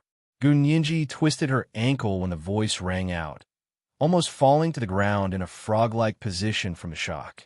However, Qing Yu, who was standing where she was, panicked.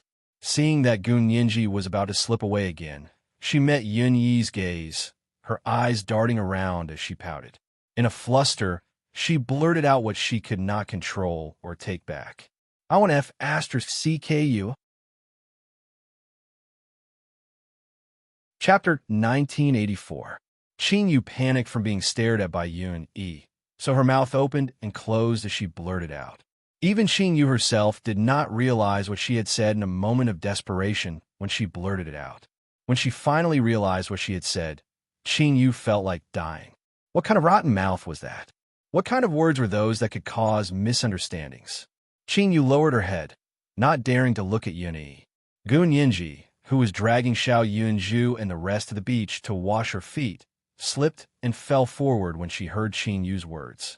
Feeling like she was going to fall on the ground like a frog, Gu Nianji quickly let go of Xiao Yunzhu and the rest to prevent Xiao Yunzhu and the rest from tripping because of her. However, just as Gu Nianji's body fell forward, Xiao Yunzhu, Duan Li, and Duanya held her hands together to steady her. Cough, cough, cough. Although Gu Nianji called herself a matchmaker, she had never had a man before. Her face was as red as a monkey's, but when she heard Qing Yu's words, she coughed twice and dragged Xiao Yunzhu and the rest of the beach, sprinting toward the beach. She did not say anything. She did not hear anything. By then, Qing Yu had already noticed Gu Nianji's reaction. She blushed furiously when Gu Nianji heard what she had said. You're the one who said it.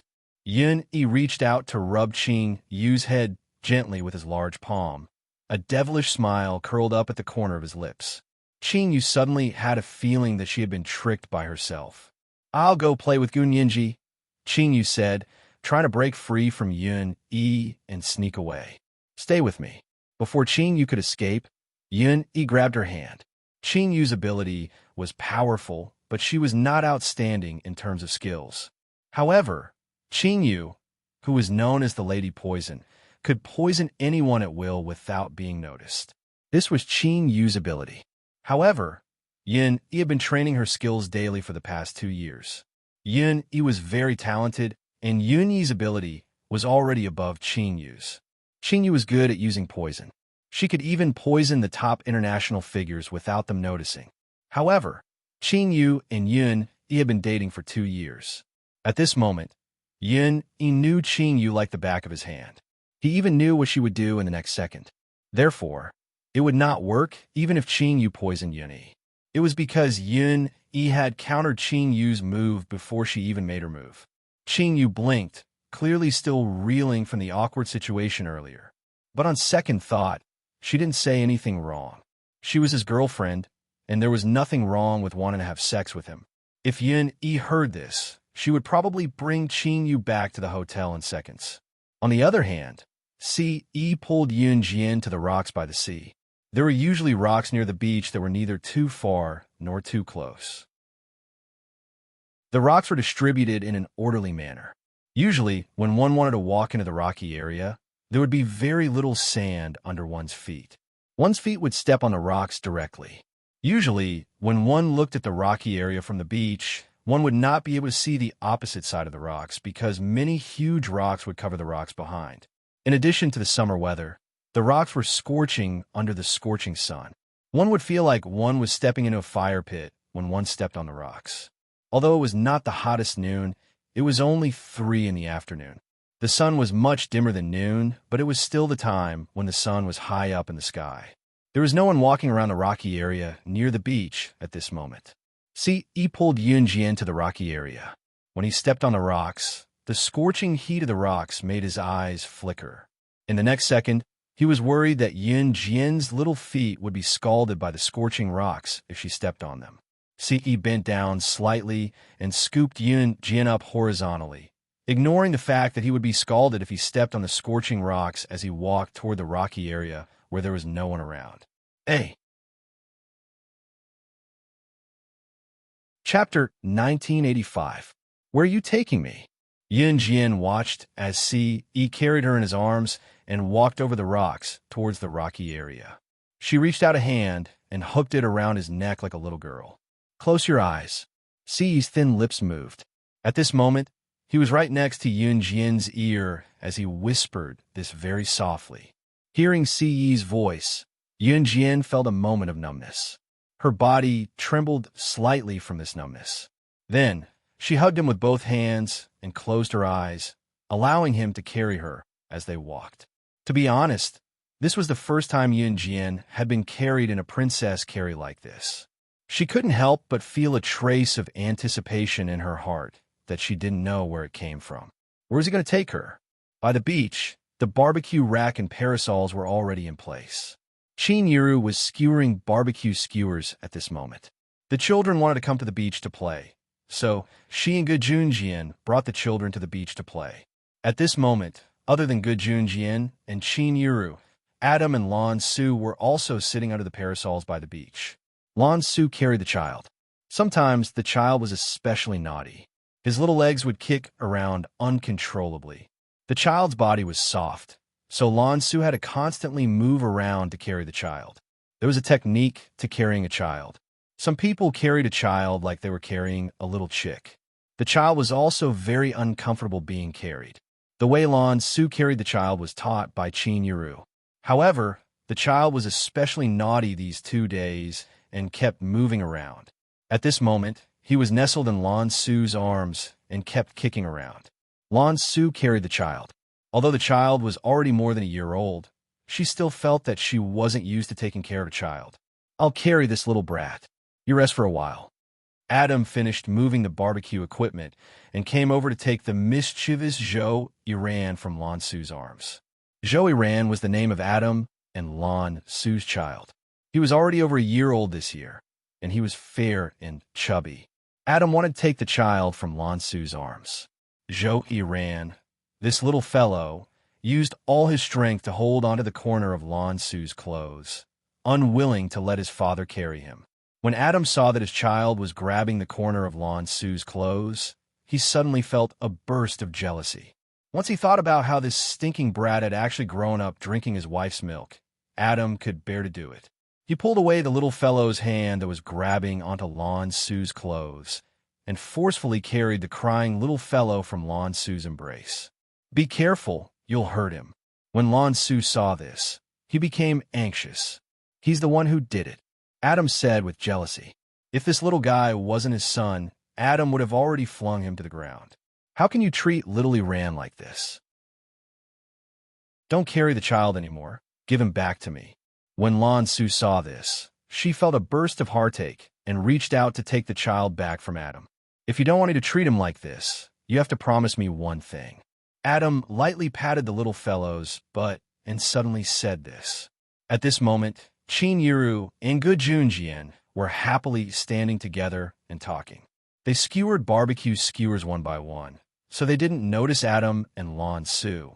Taking advantage of the moment when Qin Yiru and Gu Junjian weren't paying attention, Adam suddenly stuck his head close to Lan Su's ear and whispered, "Tonight, let me drink the milk you feed this stinking brat. Then I won't treat him like this." When Lan Su heard this, his face instantly turned red. Yunjian and Ce were unaware of what was going on here. Ce had already carried Yunjian into the rocky area. No one walked by the edge of the rocky area. Once they entered the area, even if someone were to cruise back and forth on the sea on a yacht, they would not be able to see the blind spots behind the large rocks. Ce carried Yunjian to a few spots in the rocky area that were covered by rocks. There was no one around. He pressed Yunjian against a large rock and bit Yunjian's ear softly. "Shout, Jian, you can open your eyes now." Just as Yunjian opened her eyes, she felt Ce pressing her against a rock in an embarrassing position. Her legs were lifted. Having spent 2 years with Ce in the sacred spring, how could Yunjian not know what Ce was thinking right now? She pushed Ce. "What are you doing? Someone will come here anytime." However, she felt Ce flip her over and was already busy. "I've checked.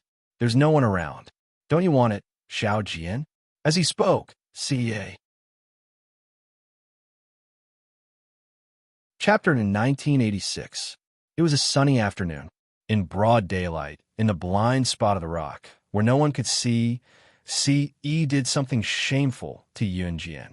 When Ce did that to Yunjian, neither of them took off their clothes. Because they were outdoors and the beach was nearby, Yunjian didn't dare scream. She could only hold on to Ce's clothes tightly and let Ce do whatever he wanted to her. She had to admit that Ce had become more and more daring ever since they started having sex 2 years ago. He actually dared to pull her to the beach.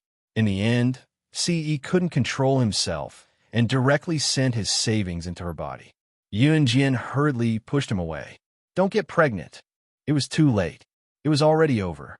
In the past 2 years in the Holy Spring, Ce had always wanted to do shameful things to her. However, there were no safety measures in the Holy Spring, so he had always held back and backed out at the last moment. However, at this moment, the two of them couldn't control themselves anymore. If you get pregnant, give birth to it. After Ce helped Yunjian tidy up her clothes, he hugged Yunjian, who was blushing and didn't dare to look at him. Yunjian had indeed enjoyed it just now. Although it was very shameful, Ce had always been the one in control. He was the one who wanted to do it. When she thought of this, Yunjian's shame disappeared. Pushing Ce, Yunjian said, "My legs are wobbly. I'll carry you back." With that, Ce was about to carry Yunjian horizontally. "Don't go back now." Yunjian pushed Ce a few times. After doing such a shameful thing in the rock field near the beach, Yunjian didn't dare to see Qin Yiru and the others. She was afraid that they would find out that she and Ce had done something so shameful outside. "Xiao Jian, are you shy?" Ce brushed Yunjian's hair with a smile and whispered in her ear. Ce saw that Yunjian's earlobes blushed again when she heard what he said. His smile widened at the sight. That was right. Adam already had a child. How could he fall behind? Now that his Xiao Jian was an adult, See, he did it on purpose just now. That was the only way his Xiao Jian could get pregnant with his child, then give birth to it. Poor Yin Jian had no idea of Si Yi's naughty thoughts. At the same time, Qin Yuru and Gujun Jian had started a charcoal fire in the barbecue rack and placed the skewers on it. The skewers they brought this time included lamb skewers, sausages, chicken wings, tofu, and green beans. Gujun Jian placed the skewers on the barbecue rack and smeared a layer of oil on them. There was a crackle of oil on the skewers, followed by a puff of smoke that carried the fragrant scent of barbecue. Smells good, smells good.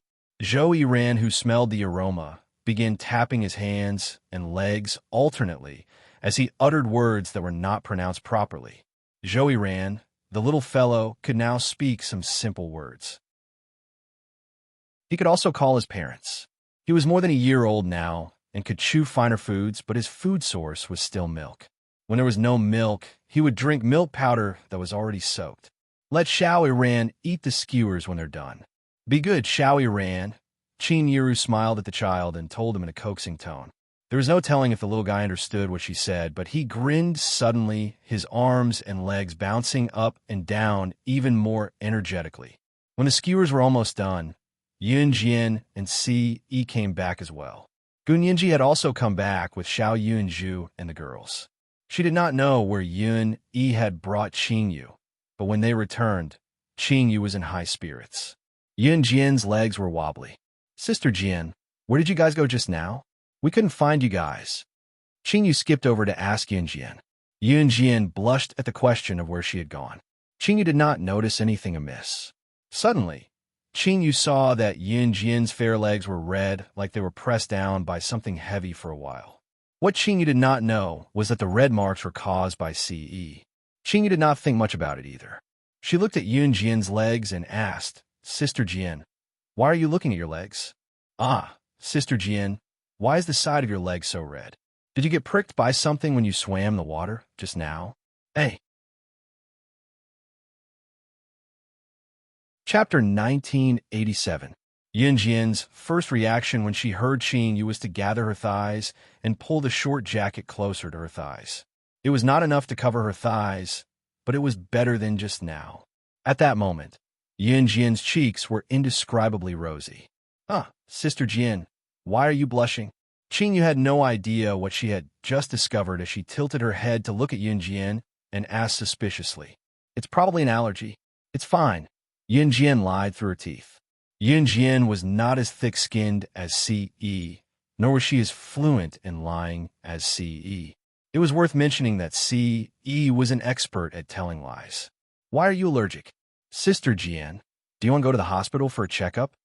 Qing Yu asked, looking at Yin Jian worriedly. If they went to the hospital, they would be found out that she and Ce had taken the forbidden fruit in secret. No need, it's fine now. Yin Jian declined quickly. As she spoke, she pinched Ce discreetly in the dark where Qing Yu, Yin Yi, Gun Yinji, and Xiao Yunju could not see. Ce looked at Yin Jian with a faint smile. His Xiao Jian was getting cuter and cuter. So cute that he wanted to press his Xiao Jian under him every day. Yin Jian did not know that Ce was thinking about something so embarrassing.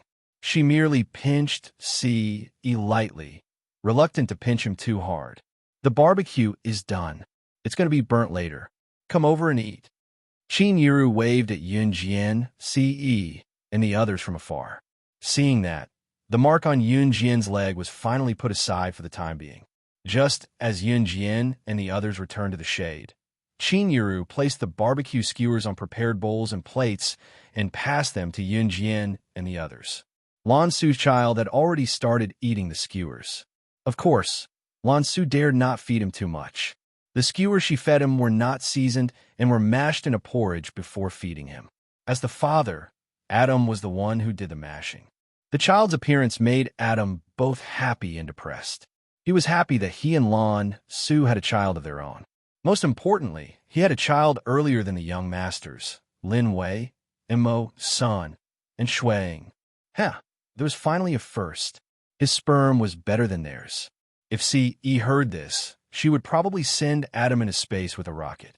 Qin Yu's barbecue was really delicious. Yun Jian ate more than 20 skewers in one go and didn't think it was too much. Everyone ate with relish. Tomorrow, we'll go to the island to play. Tonight, we'll play around here for a while. Tomorrow, we'll check out of the hotel and take the ferry to Zhoushan Island. Then, we'll find a hotel there to stay. Gu Junjian explained his plan as he ate.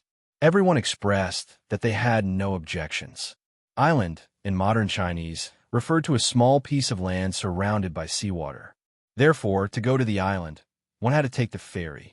And to take the ferry, one had to go to the pier. Because there were many people traveling during the Mid-Autumn Festival, the tickets had to be bought in advance. Otherwise, one wouldn't be able to take the extra seats on the ferry. The island they were going to was called Zhoushan Island. Zhoushan Island was the largest island among the many nearby islands. At the same time, it was also the largest island in Country Z. Whether it was the beaches or the scenery on Zhoushan Island, it was one of the best. It was a national tourist attraction under its jurisdiction. Since they came to Wenzhou, they had never been to Zhoushan Island. As soon as Gu Junjian arrived in Wenzhou, he had already bought the ferry tickets from the pier to Zhoushan Island. It would depart at 7 a.m. the next day. The trip didn't end after eating the barbecue. The Mid-Autumn Festival trip would officially begin the next morning. Chapter 1988. They stayed there from 3 in the afternoon to 6 in the evening. The sun in the west was already setting, and the orange afterglow was reflected on the slowly floating clouds, leaving behind a scene that seemed like the sunset had not yet set. After admiring the afterglow of the sunset, everyone returned to their residences. They had just rushed to Wenzhou from Longmen City and had played for about 3 hours in the afternoon. They even had a barbecue, so everyone was a little tired. Just as they were about to head back, Gu Junjian received a call. Old Liang, why are you in Wenzhou too? Sure, we're at Oasis Hotel. You guys can just head over when you're here. Oh, sure. See you later then, Gu Junjian was surprised and delighted at the person on the other end of the phone before hanging up. Since the call was not on speaker, only Gu Junjian's surprised and delighted voice could be heard. It was only when Gu Junjian ended the call that Qin Yiru glanced at Gu Junjian and asked, "Who was it?" Gu Junjian and Qin Yiru were becoming more and more like an old married couple. Even the way they spoke sounded like an old married couple. After Gu Junjian ended the call, he explained to Qin Yiru with a smile. It was old Liang. His company gave him a break for the Mid-Autumn Festival too. He heard that we're traveling with our kids, so he came along too. He said he'd go to Zhoushan Island with us. It's a rare opportunity after all. After Gu Junjian explained, Qin Yiru hummed in response and nodded. Old Liang was Gu Junjian's childhood friend and had known Gu Junjian since they were young. Although they had different careers later on, they had always kept in touch. Old Liang was the director of a high-tech company and held a high position now. He had been particularly busy in recent years and could not even spare time for holidays, let alone meeting Gu Junjian.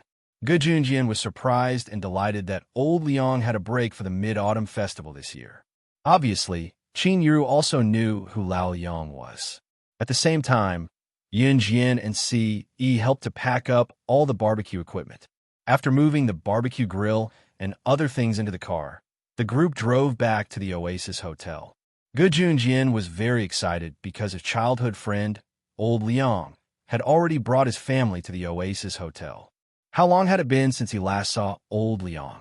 After they each had their own families, they hadn't seen each other for several years. Upon returning to the Oasis Hotel, Yun Jian saw a middle-aged man about the same age as Gu Junjian standing in front of the hotel. Next to the middle-aged man stood a graceful and elegant lady. The lady was holding the hand of a young girl who was about the same age as Yun Jian. Before Yun Jian and Gu Junjian could walk over, the young girl who was about the same age as Yun Jian looked around with disdain. She waved her hand to get rid of the summer heat around her ears and said to the middle-aged man, "Brother Yi, you're too young." "Dad, why do we have to come to such a godforsaken place for a vacation? It's so hot. You could just find your friends and come by yourself. Why do you have to make me and my mother come too?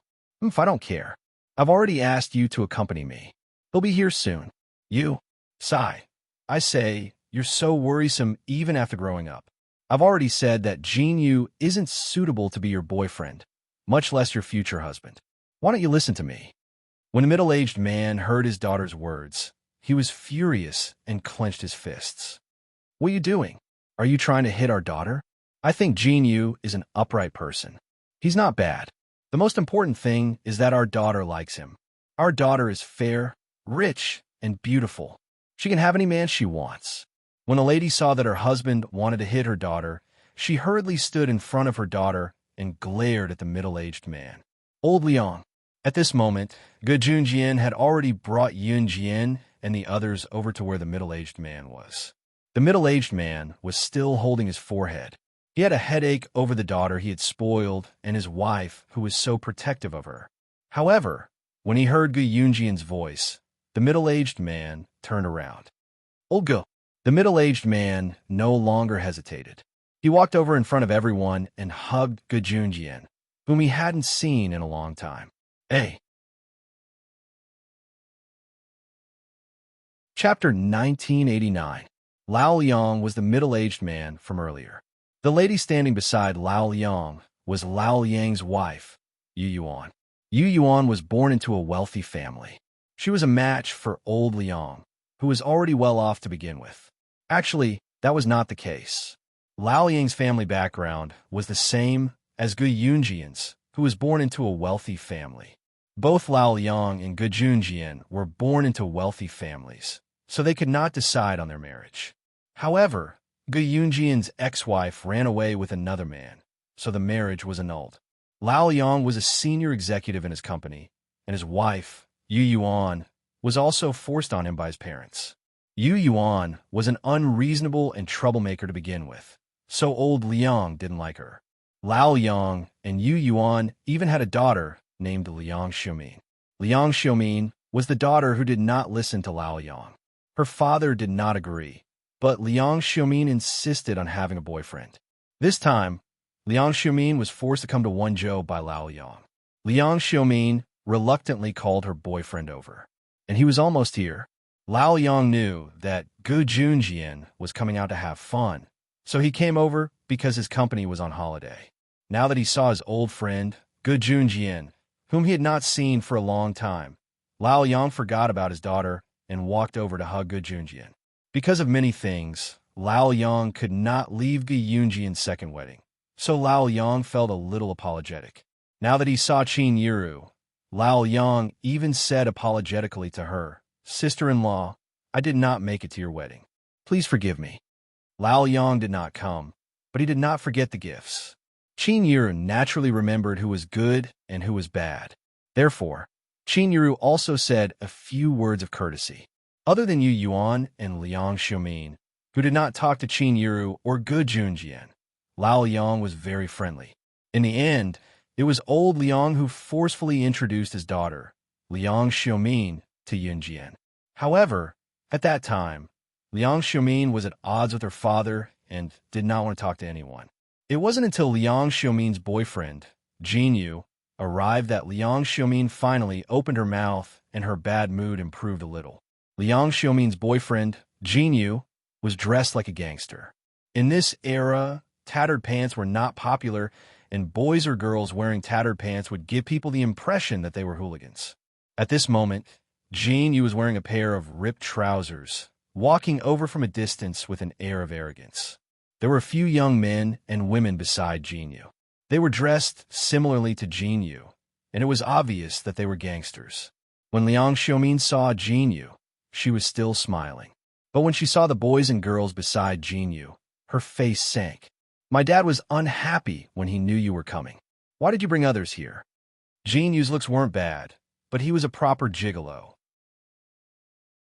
"Didn't everyone want to come and have some fun? So I brought them here. We've already spent all our money on the tickets. Xiumin, we'll have to rely on you for the rest of the money." Jin Yu tricked Liang Xiumin in the dark. As he spoke, Jin Yu moved closer to Liang Xiumin and added suggestively, "I love you, so I came even though I don't have any money with me. All right, don't be mad anymore." Yin Jian heard Jin Yu and Liang Xiumin's secret conversation. It was obvious that Jin Yu was lying to Liang Xiaomin. After all, the Liang family was rich and affluent. What did that have to do with Yun Jian? As Liang Xiaomin and Jin Yu spoke, Yun Jian had already returned to the hotel with C.E., Qin Yu, and the others. It was 8 in the evening when Qin Yu came to ask Yun Jian out. "Sister Jian, there's a casino on the second floor of this hotel. Do you want to go play a few rounds?" C.E. and Yun were both called over by good Jun Jian to play chess with him and old Liang. C.E. naturally agreed to his future father-in-law's invitation. Oasis Hotel was an AAA-rated National Green Hotel. The facilities in the hotel were luxurious, with hot springs, massage parlors, and more. There was even a chess room. Once Yun Jian recalled what C.E. had done to her in the afternoon, she nodded and agreed to Qin Yu's request. With the mysterious man still alive, her safety was at risk at all times. It was best if she did not get pregnant now. It was not that Yun Jian did not want to bear C.E. a child. Therefore, while C.E. was not around, Yun Jian planned to go to the pharmacy downstairs to buy an emergency morning-after pill. Of course, Yun Jian dared not let C.E. know that she was going to buy the pill. Yun Jian's period had been irregular for the past 2 months. She was afraid that if she really got pregnant, she would not be able to fight the mysterious man and would be a burden to C.E. Yun Jian did not think about the consequences if C.E. found out about her buying the morning-after pill. Chapter 1990. Sure, Yun Jian agreed to Qin Yu's invitation. She could buy the morning-after pill from the pharmacy downstairs when they went to the casino later and consume it secretly. Who would not know that? Qin Yu had actually come over to ask Yun Yi to gamble with Yun Jian at the casino when she was not around. Yun Jian was known as the female gambling god by the group of old men with the best gambling skills in the international gambling industry. Yun Jian had even gambled away a month's worth of profits at the internationally renowned Feng Yun Casino for a night. 1 billion USD. Her gambling skills were astounding. That was why Qin Yu had come over to ask Yun Jian out, planning to have Yun Jian bring her, a poor person with mediocre gambling skills, to win big. Both of them had just left the room and went down to the second floor of the hotel when they bumped into Liang Xiaomin, Jin Yu, and the rest. Liang Xiaomin pouted and followed Jin Yu and the rest to the casino unwillingly. "Don't worry. What's so scary about the casino? I'll protect you. Moreover, we're not betting much, so the chances of winning are high. Even if we lose, it won't cost much. Xiaomin, your family is so rich, you wouldn't care about such a small amount of money, would you?" Jin Yu was still baiting Liang Xiaomin when she caught sight of Yun Jian, and Qin Yu just as she said that. Jin Yu stopped what she was about to say immediately. From what Jin Yu had said to Liang Xiaomin when she first appeared and what happened afterward, it could be seen that Jin Yu was a gigolo. Liang Xiaomin's father, old Liang, was the general manager of a high-tech company and was very wealthy. Jin Yu had her eyes on Liang Xiaomin's family's wealth since the beginning. Liang Xiaomin was not particularly pretty, but she was still acceptable. For the sake of money, Jin Yu got close to Liang Xiaomin, who appeared to be high and mighty, but was actually quite gullible. It was a coincidence that they bumped into Yun Jian at the entrance of the hotel casino, and it shut Jin Yu's mouth to bluff Liang Xiaomin. Jin Yu had already seen Yun Jian at the gate. It had to be said that Yun Jian's appearance was too attractive. Jin Yu was attracted at a glance. Seeing that Yun Jian was going to the casino, Jin Yu put down her sugar daddy, Liang Xiaomin, and hurriedly waved at Yun Jian.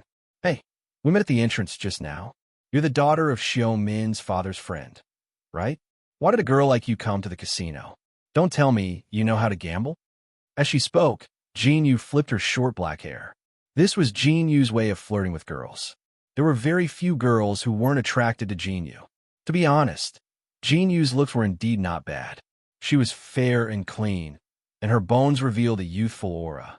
He was the type that many young girls liked and pursued. However, Yun Jian was not interested in this type of thing at all. Yun Jian ignored her and went to the casino with Qin Yu. "Hey, why is she ignoring us?" Liang Xiaomin wanted to call out to Yun Jian when she saw this. Forget it. She should be the more aloof type."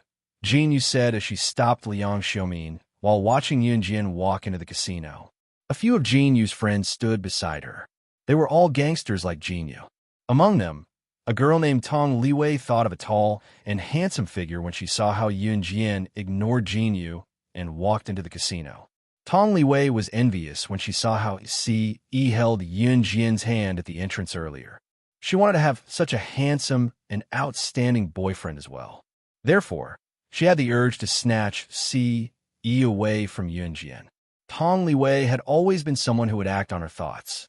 Now that she saw Yun Jin walk into the casino, she could not help grumbling in front of everyone. This girl is probably from the triads. She must be someone who doesn't know how to behave if she can enter a place like this. The handsome man did not follow her, which meant that Yun Jin had snuck in. Thinking of this, Tong Liwei had the urge to catch Yun Jin's misdeeds and let Si Yi see Yun Jin's true colors. Si Yi would probably look down on Yun Jin this way. When Si Yi was traumatized by the breakup, she would go and comfort him. After all, young men and women would be hurt for a long time after breaking up. Then, would it not be a matter of time before she took office? Tong Liwei smirked, feeling pleased with herself for having such a thought. Chapter 1991. Yun Jin did not know nor was she interested in what Tong Liwei, Jin Yu, and the rest were thinking. By then, Yun Jin had already entered the casino on the second floor of Oasis Hotel. The casino on the second floor of Oasis Hotel was not big, but it was not small either. Yun Jin caught a whiff of the thick scent of cigarette smoke as soon as she walked in. There was a foul stench mixed in as well. There were no guards at the entrance of the casino, so Yun Jin and Qin Yu walked in easily. Yun Jin was beautiful with a hint of playfulness amidst her exquisite features. Yun Jin was already 18 years old at the time and had blossomed into a slender and elegant woman. Her voluptuous figure and perfect but gave men a sense of conquest just by looking at her from afar. Yun Jin still had her hair tied up in a high ponytail. Looking from afar, she gave off the illusion that she was spirited and so beautiful that one could not take their eyes off her. Therefore, when Yun Jin walked into the casino, a few middle-aged men or bald men who were counting cards with their legs crossed or shaking wretchedly sat up straight and straightened their backs when they saw Yun Jin. Where did this woman come from? She's so pretty. She looks just like a movie star. Her skin is so soft and tender. However, the men around them only took a few more glances at Yun Jin and did not have any other thoughts. Liang Xiaomin, Jin Yu, Tong Liwei, and the rest followed closely from the main entrance. Liang Xiaomin and the rest who came in later saw Yun Jin and Qin Yu walking toward the manager of the casino. What's she doing? Does she know the manager here? Tong Liwei, who wanted to target Yun Jin and find her flaw so that Si Yi could see the true colors of a person like Yun Jin, blinked. Tong Liwei thought to herself, this woman is a B** starred indeed. How could she deserve the love of such a handsome man? Such a handsome man should belong to me, Tong Liwei. Tong Liwei thought there was something wrong with Yun Jin when she saw Yun Jin walking toward the manager of the casino. Tong Liwei even wondered if Yun Jin was the secret mistress of the casino's manager. Everyone could see that the manager of the casino was a fatty who was not even 168 meters tall, but weighed about 200 caddies. The fat on his body could be rolled into a lump. Just looking at him was enough to make one lose their appetite. Once she thought that Yun Jin could be the mistress of such a person, Tong Liwei was so excited that she wanted to get Si here right away and let Si see Yun Jin's true colors. Hey, what are you doing? When Jin Yu saw Yun Jin walking toward the manager of the casino, he dashed forward to block her way. Glancing around, Jin Yu told Yun Jin softly, "Don't worry. What's a little girl like you doing here?" This kind of place was usually under the protection of big shots from the underworld. There were people from the underworld. Can you afford to offend them? Leave quickly. Don't hurt yourself. Jin Yu sounded like he was thinking for Yun Jin, but he was actually thinking for Yun Jin. In spite of it, Jin Yu was not thinking for Yun Jin for no reason.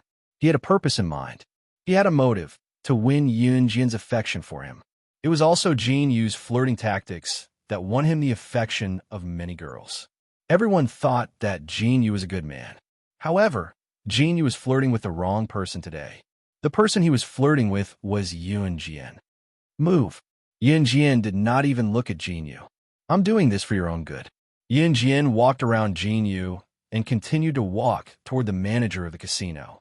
With Jin Yu blocking him, Jin Yu could not get to Yun Jian. What does she mean? Aren't we doing this for her own good? Although Liang Xiaomin ignored Yun Jian in the beginning and acted like a spoiled brat, she was still a nice person when it came to critical moments, even though her tone was easily misunderstood. Liang Xiaomin really wanted to turn around and call her father or good Yun Jian to stop Yun Jian, afraid that Yun Jian would do something irreversible.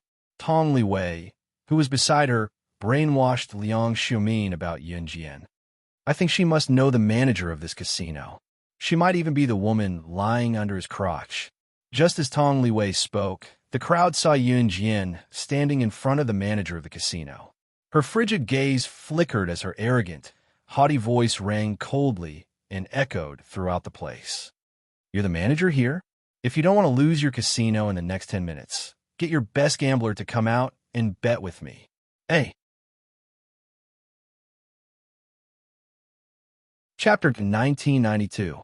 When Yun Jian said this, her tone was flat, so flat that no one present could tell whether she was happy or sad. But the flat words that came out of Yun Jian's mouth sounded extremely arrogant in the ears of everyone present. Yun Jian had a kind of innate magical power. She used a tone that was so flat that no one could tell whether she was happy or sad, but she could say such arrogant words. At least when she said this, everyone was stunned for a moment. Where did this girl come from? She was so arrogant. As soon as she said this, even the person in charge of the casino, a man in his 30s or 40s who was less than 168 meters tall and weighed at least 200 kilograms, looked at Yun Jian. Many gamblers in the casino also stopped their bets and turned to look at Yun Jian. Little girl, you want to bet with the most powerful person in our casino? The person in charge of the casino, a man who weighed around 200 kilograms and was known as Brother Iron Bull, glanced at Yun Jian. Judging from his tone, the aura that he displayed was not at all inferior to Yun Jian's. Some people had a strong aura, but when faced with a truly powerful person, that strong aura would immediately be defeated. For example, this person in charge of the casino who was known as Brother Iron Bull. You're crazy. I've already told you that those who open casinos must have someone backing them. Be careful not to get entangled with them. You won't be able to escape. I'm doing this for your own good. When Jin Yu heard this, he walked closer to Yun Jian and winked at Yun Jian in the softest voice possible. It had to be said that Jin Yu was taking a risk this time to make Yun Jian have a good impression of him. When a normal girl saw a guy who was considered handsome showing so much concern for her, even if this guy had a girlfriend, he would still come up to flirt with Jin Yu. But Yun Jian? She actually ignored him time and time again. The more Yun Jian ignored him, the more Jin Yu wanted to get closer to Yun Jian. Therefore, even though she knew that she couldn't speak carelessly in the casino, not to mention that Yun Jian had already attracted the attention of the person in charge of the casino, Jin Yu still took the risk to stand up and dissuade Yun Jian in order to gain a good impression. Yes. Yun Jian looked at the person in charge of the casino, who was Brother Tainyo. She answered softly in front of everyone and still ignored Jin Yu. It's been a long time since I've met such an interesting girl like you. He even said that if our casino's best player didn't come out to bet with you, you could win our casino in 10 minutes. How arrogant. Come. Iron Bull will bet with you. Brother Tainyo struggled to get up from his seat and waved at Yun Jian. Everyone knew that the Oasis Hotel's casino was backed by a powerful gang in Jia Province. And this powerful gang had a certain cooperative relationship with Jia Province's #1 gang, Falcon Hall. Falcon Hall had a very high status in Jia Province. That was Jia Province's #1 gang. Falcon Hall's boss, Slaying Luo, was a powerful and ruthless character. Although Slaying Luo hadn't fought for 2 years, her achievements in the past still made people's blood boil when they heard about it. Brother Tainyo, who was the person in charge of the casino, was also the best gambler in the entire casino. It was said that he had never met a match in the Oasis Hotel's casino. This girl who appeared out of nowhere dared to bet with Brother Tainio. Was she prepared to lose? Jinyu saw that Brother Tainio had already spoken, so he didn't dare to dissuade her anymore. What if he went overboard and got himself into trouble? He was so young and had a bright future ahead of him. He couldn't lose his future just because of a girl who didn't listen to his advice. Jinyu was afraid of getting himself into trouble, so when he saw that Yun Jian didn't listen to his advice, he quickly found a reason to get Liang Xiaomin, Tong Liwei, and the rest to leave the casino with him. Tong Liwei felt relieved when she saw that Yun Jian was courting death. After all, if one lost a bet and couldn't afford to pay for it, some people even had to use themselves to pay for it. Yun Jian was pretty. If those men won the bet, then wouldn't Yun Jian be? In order to see Yun Jian lose the bet and become the plaything of those men, Tong Liwei urged Jinyu, Liang Xiaomin, and the rest to return to the casino with her half an hour later. However, what they saw wasn't Yun Jian being pawned because she lost the bet, but big sister, great aunt, my grandmother, my dear grandmother. I beg you to go gamble in another casino. If you continue to gamble, our casino staff will have nothing to eat. I beg you, please have mercy. Brother Tainio, who had been full of vigor earlier, was now kneeling and begging Yun Jian for mercy. He looked like he was about to kowtow to Buddha. Tong Liwei, Jinyu, and the rest were stunned when they saw this. What was going on? Hey. Chapter 1993. Why did Brother Tainio, who was in high spirits earlier and thought that winning Yun Jian was just a matter of time, have a bitter expression now? He was just short of kowtowing to Yun Jian and begging for forgiveness? What's going on? Why is the casino's manager kneeling to her? Tong Liwei wanted to see Yun Jian court death and beg for forgiveness from the casino's people, so she ran back to watch the show. But what she saw was not Yun Jian begging for forgiveness from the casino's people, but the casino's manager personally begging Yun Jian to be merciful. What exactly happened just now? Tong Liwei was so scared that she almost had a heart attack. She even stuttered when she spoke. Jinyu, who had been persuading Yun Jian not to provoke the casino, was also scared out of her wits when she saw this scene. She was almost as scared as Tong Liwei. Liang Xiaomin, who had always been pampered and spoiled, heaved a sigh of relief for Yun Jian when she saw this scene. Although Liang Xiaomin was too lazy to care about Yun Jian after she quarreled with her father, and her tone was as arrogant as a peacock spreading its tail, Liang Xiaomin was still kind.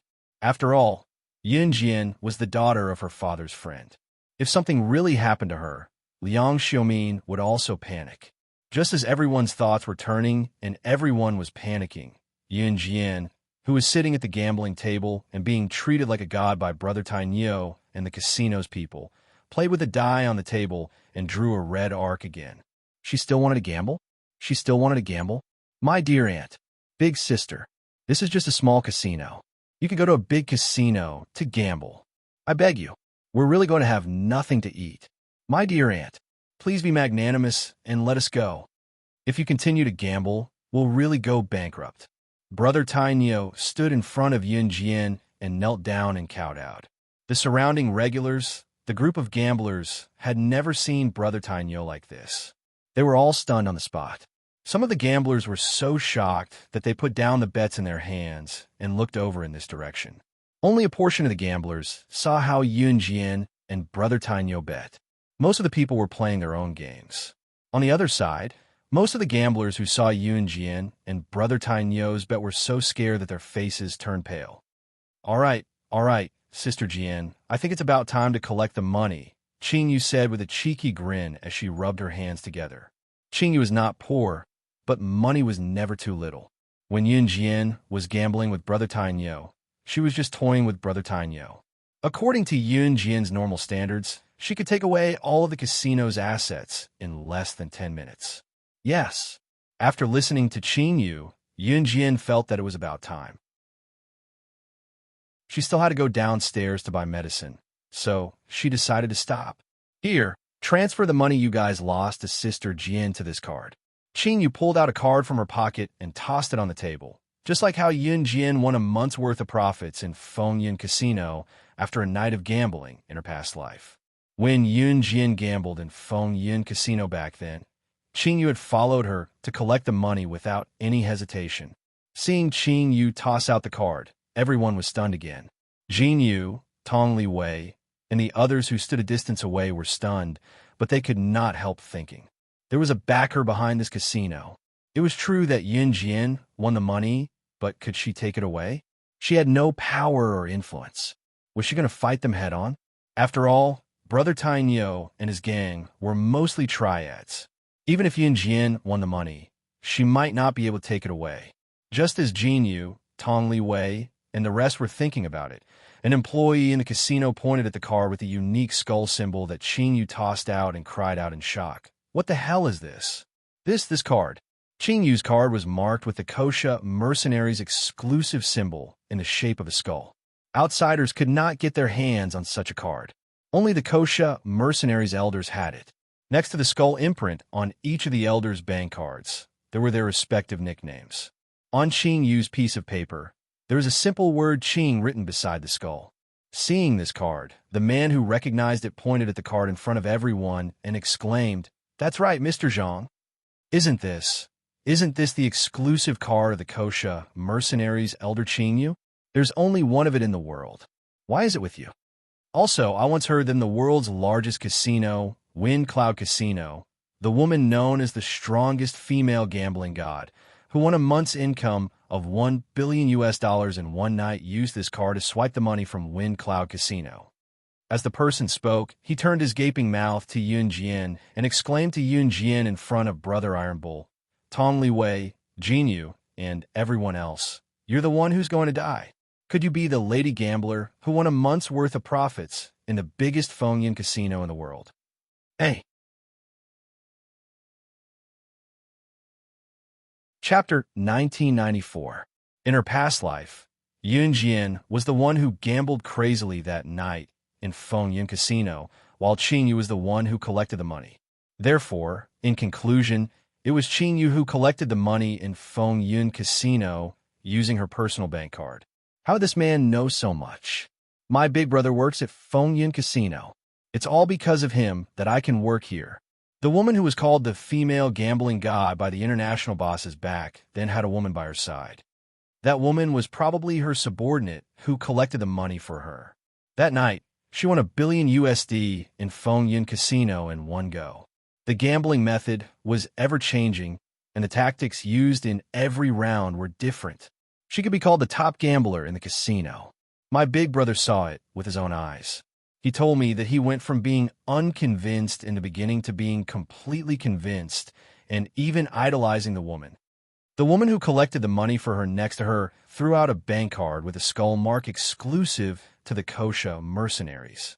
There was a Qing beside the skull mark, which meant that this woman's subordinate was from the Kosha mercenaries. Seeing that the crowd was confused, the man stared at Yun Jian with his round eyes and shouted in disbelief in front of the crowd. The man was obviously an employee of the casino who worked under Brother Tainyo. Those who stood around, including Jinyu and Liang Xiumin, turned to look at Yun Jian in disbelief after hearing what the man said. An elder of the Kosha mercenaries? If Yun Jian's subordinate, Qingyu, was an elder of the Kosha mercenaries, then who was Yun Jian? The elders of the Kosha mercenaries took orders from the boss of the Kosha mercenaries. What did it mean that an elder like Qingyu was following behind Yun Jian? Could she be Yun Jian? She was the one who won a month's worth of profits in Fengyun Casino in one night, $1 billion. Rumor has it that she might be the boss of the Kosha mercenaries, the woman known as the female gambling god. Oh my god, how's that possible? She's just a young girl. Someone exclaimed in disbelief while hugging his head. Fengyun Casino was the largest casino in the world. Back then, the mysterious woman brought her subordinates to the casino and gambled for a whole night. The news of her winning $1 billion from Fengyun Casino was spread all over the world, shocking and horrifying countless international bosses and bigwigs. That woman's actions were simply terrifying and frightening. In addition, The woman's subordinate threw out a bank card that belonged to an elder of the Kosha mercenaries. It was concluded that the mysterious woman was the boss of the Kosha mercenaries. At that time, this incident caused a storm around the world. After all, everyone present often hung out in the casino, so they had long heard of this matter. Now that this matter was brought up again after so many years, everyone present still felt their hearts tighten fiercely. The gamblers in the casino, including the staff, retreated as if they had seen something terrifying, trying to find a place to hide. Tong Liwei and the rest were confused. What was the gambling goddess from Feng Yun Casino? Where was Feng Yun Casino? What was the Kosha mercenaries? Jinyu had heard of them, but Tong Liwei had no idea. Tong Liwei didn't know what this meant, so she asked very naturally, "What do you mean? What about Feng Yun Casino and Kosha mercenaries? Why are you so afraid of her after hearing that she's the boss of the Kosha mercenaries?" Tong Liwei pointed at Yun Jian as she spoke. Just as Tong Liwei was puzzled, a man from afar looked at Yun Jian in horror. If she's the boss of the Kosha mercenaries, then she's slaying God. You don't even know about the Kosha mercenaries. Kosha mercenaries is the world's #1 mercenary group. They're on par with the #1 assassin organization, Han. And slaying God is ranked #1 on the secret agent ranking, the strongest secret agent in history. Being targeted by her is akin to stepping into a coffin. No one can survive slaying God's saber. Hey! Chapter 1995. As soon as the man finished speaking, Tong Liwei's eyes widened from a moment ago to shock and fear. What? Slaying God was the top secret agent on the international secret agent ranking. No one could survive slaying God's blade. Slaying God Yun Jian? Yun Jian was only the daughter of Liang Xiaomin's father's friend. How could she be the top secret agent on the international secret agent ranking? Jin Yu's eyes widened at the same time until they could no longer widen. Liang Xiaomin, as well as Liang Xiaomin and her companions, were equally shocked. This result caused everyone present to be in disbelief. However, Tong Liwei, Jin Yu, Liang Xiaomin, and the rest had no choice but to believe it based on the reactions of all the gamblers in the casino staff, and the general manager, Brother Iron Bull. After deducing that Yun Jian was the female gambling god from Feng Yun Casino years ago and was most likely the boss of the Kosha mercenaries, all the gamblers put down their bets. This included the casino staff who abandoned their posts and the general manager, Brother Iron Bull, who weighed at least 200 caddies. This group of people, in front of Jin Yu, Tong Liwei, Liang Xiaomin, and the others, did something that made them turn pale with fright. The group of gamblers was so frightened by the possibility that Yun Jian was the boss of the Kosha mercenaries that they hid behind the tables and decorations. Some of them even hid in the corner of the table and trembled, causing the table to shake along with the tremors. Everyone present was a gambler. Gamblers were adults with their own mature and independent thoughts. What did it mean for them to hide in the corner of the table in fear? The boss of the Kosha mercenaries, the top secret agent on the international secret agent ranking, Slaying God, had struck fear into their hearts. They were even willing to abandon their dignity. Tong Liwei, Jin Yu, and the rest were completely dumbfounded. Just as everyone thought so, Yun Jian, who had been silent since the beginning, picked up Qin Yu's bank card from the table. Then, Yun Jian's lips curled into a faint smile that frightened everyone present. Then, she reached for the bank card in front of everyone and tore off the skull mark and the word Qing, that was Qin Yu's exclusive name beside it. The skull mark and the word Qing, that was exclusive to Qing Yu, were pasted on with a unique sticker. How many times have I told you? Posting things like this can easily scare someone to death. Yun Jian said flatly. With a flick of her finger, the sticker fell to the ground, and she passed the bank card to Qin Yu. Qin Yu pouted and took the bank card from Yun Jian. I just thought it was fun. Everyone heaved a sigh of relief when they saw this. So it turned out that everyone's fear was just a false alarm. In fact, that was not the case. It was true that the Kosha mercenaries' bank cards had the exclusive mark of the Kosha mercenaries. However, Outsiders did not know that the mark on the bank card could be torn off like a sticker using a certain method. It could be pasted back next time. The sticker was unique and could not be imitated by outsiders. What? False alarm. What nonsense? I was wondering, how could this young lady be slaying God? It was only then that everyone in the room came out from the corners of the table, wiping away their cold sweat with a wave of their hands. They had to admit that the crowd was terrified when slaying God's name spread. Tong Liwei recovered from her shock as well. Knowing that Yun Jian was not slaying God, Tong Liwei looked at Yun Jian in disdain. Why are you acting all high and mighty? How shameless. You even snatched such a handsome boyfriend. You're not worthy of that handsome man. She, Tong Liwei, would snatch her boyfriend away. Hey.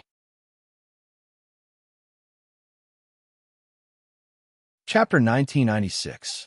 Tong Liwei actually did not know what slaying God and kosher mercenaries represented. She was a student about the same age as Yun Jian. Jinyu was in the underworld, and Tong Liwei knew him, so she tagged along to have fun.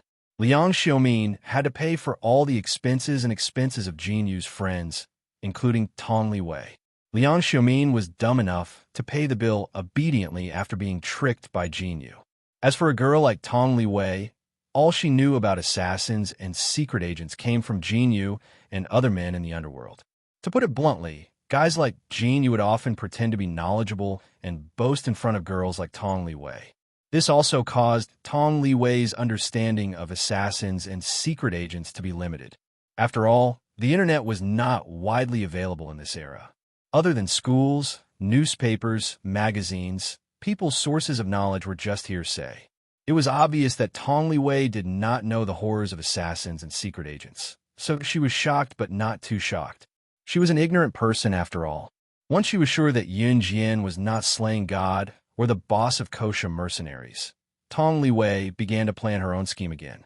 After what happened just now, Brother Tainyo dared not withhold the money he had lost to Yun Jian. Taking the bank card from Qingyu with trembling hands, Brother Tainyo ordered someone to transfer the money he had lost to Yun Jian into Qingyu's card. 10 minutes later, the lackey he had sent to transfer the money to Qingyu's card came running back to return the card to her. Haha, thanks. Qingyu took the card and made a circle with her thumb and index finger, flicking the card softly. There was meat to be gained by following Sister Jian. That was true. Seeing that Yun Jian and Qingyu were leaving, Brother Tainyo hurried over to wave at Yun Jian. Are you leaving? Please, please. Please, please. He looked like he was afraid that Yun Jian would not leave again. Yun Jian was about to leave, but after hearing Brother Tainyo's words, she narrowed her eyes and turned around again. Brother Iron Bull shook his fat body violently. He was so scared that he couldn't turn around quickly. Oh my God, could it be that she didn't want to leave? Just when Brother Tainyo was about to speak, Yun Jian's voice suddenly rang out, scaring Brother Tainyo so much that he almost jumped up. What's your name? Ask for his name? Brother Tainyo secretly wiped away his cold sweat. He looked at Yun Jian and answered honestly, My name is Lin Tainyo. Lin Tainyo was originally an honest country bumpkin. Later on, he relied on his own strength to climb to his current position. He could be considered quite impressive. However, no one could figure out why Yun Jian was asking for Brother Tainyo's name. Could it be that she has taken a fancy to that Brother Tainyo? Do you want to ride on my coattails? Tong Liwei thought in her heart and said it out softly. At that moment, Tong Liwei was standing beside Liang Xiaomin. She seemed to be talking to herself, but also seemed to be talking to Liang Xiaomin. What are you talking about? Liang Xiaomin wasn't particularly close to Tong Liwei. After hearing Tong Liwei's words, Liang Xiaomin frowned and asked, No, nothing. Tong Liwei realized that she had said what was on her mind. She quickly shook her head and waved her hands. On the other side, Yun Jian's lips had already curved into a red arc. She glanced at Brother Tainyo in front of everyone and said, Wenzhou City's Qinglong Gang?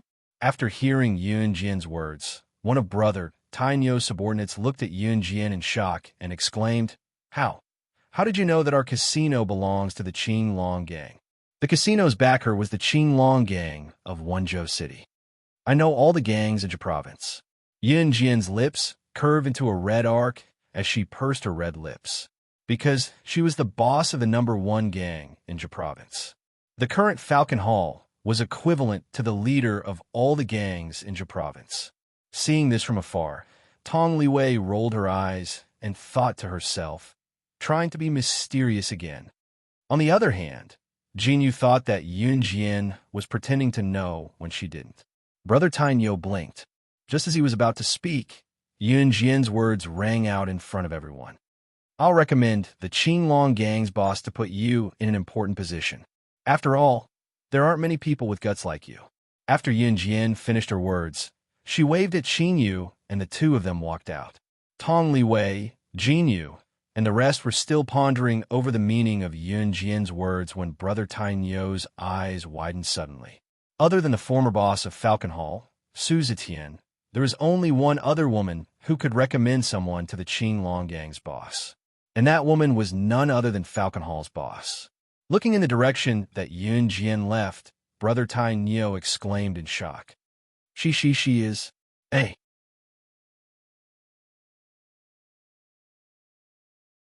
Chapter 1997. Brother Tainyo exclaimed again. Tong Liwei, Jinyu, and the others' hearts that had just calmed down were lifted again. Who is she? Who is she? Just because of Yun Jian's nonsensical words just now, she had to prove who she was again. But at this moment, before elder Brother Tainyo could say anything, he reached out his hand and covered his mouth before he could cry out in surprise. Who is she? He could not say it. Brother Iron Bull was courageous and insightful, so he naturally understood this.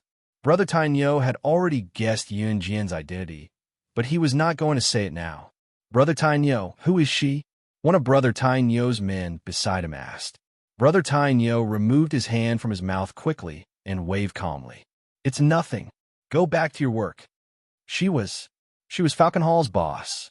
Only Falcon Hall's boss was a woman and qualified to recommend someone to Qinglong's sex boss. Oh God, he had just bumped into the boss of the province's top mafia group, Falcon Hall. One had to know how powerful Falcon Hall was now. It was only a matter of time before they became the top mafia group in Country Z. Moreover, Luo Sha had not led Falcon Hall on an operation for 2 years, and he had actually bumped into her this time. Brother Tainyo was indescribably excited and proud to be recognized by Yun Jian. By then, Yun Jian had already left the casino. Sister Jian, you're still as amazing as before. Qingyu praised Yun Jian sincerely when she and Yun Jian got to the elevator. Yun Jian hummed in response and said, Amen, go back to the hotel room first. I'll go downstairs to buy something. Okay. Qingyu nodded at Yun Jian with her bank card in hand. Tong Liwei, who had followed them out of the casino, happened to hear Yun Jian's words. Let's go downstairs to buy some fruits too. It'll quench our thirst. Tong Liwei told Jinyu and the others after hearing what Yun Jian said. In fact, Tong Liwei wanted to follow them secretly to see what Yun Jian was going to buy. Moving Qingyu away, was she trying to do something bad? Yun Jian didn't care about Tong Liwei and the others. She turned around and went downstairs. She went straight to the pharmacy near the Oasis Hotel. Tong Liwei also followed Jinyu and the others into the fruit shop in the opposite direction of the pharmacy. Jinyu and the others were buying fruits at the fruit store. Tong Liwei made an excuse to go out and happened to see Yun Jian walking into the pharmacy. She narrowed her eyes and sneaked to the entrance of the pharmacy. Looking inside, Tong Liwei saw Yun Jian standing in front of the gynecological medicine. Tong Liwei wondered if Yun Jian had some gynecological disease. Then, she didn't want anyone to know that she had a gynecological disease. So, she secretly came to buy medicine alone? Tong Liwei rolled her eyes. She seemed to have caught Yun Jian's weakness and ran to the Oasis Hotel at the speed of a rocket. She finally caught Yun Jian's weakness. Oof. She immediately called Yun Jian's boyfriend over to take a look and let him know what kind of person Yun Jian was. At the same time, Yun Jian was standing in front of the gynecological medicine in the pharmacy. She did not know that she was standing at the wrong counter. Hello, may I know what you need?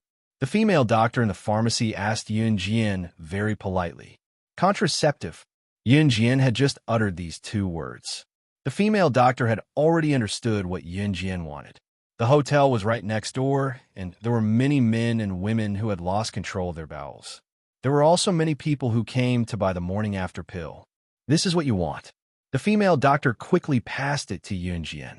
Yun Jian nodded and asked for a cup of hot water from the female doctor. She put the medicine in her palm and was about to put it into her mouth. However, just as Yun Jian was about to put the medicine into her mouth, a slender palm grabbed her wrist. Yun Jian was shocked. Before she could react, the owner of the palm had already smashed all the medicine in Yun Jian's hand onto the ground and crushed them. The medicine and the box were smashed to pieces in front of the female doctor. Yun Jian was shocked. She raised her head and clearly saw Siyi's handsome and flawless face. His eyebrows were tightly knitted. Hey!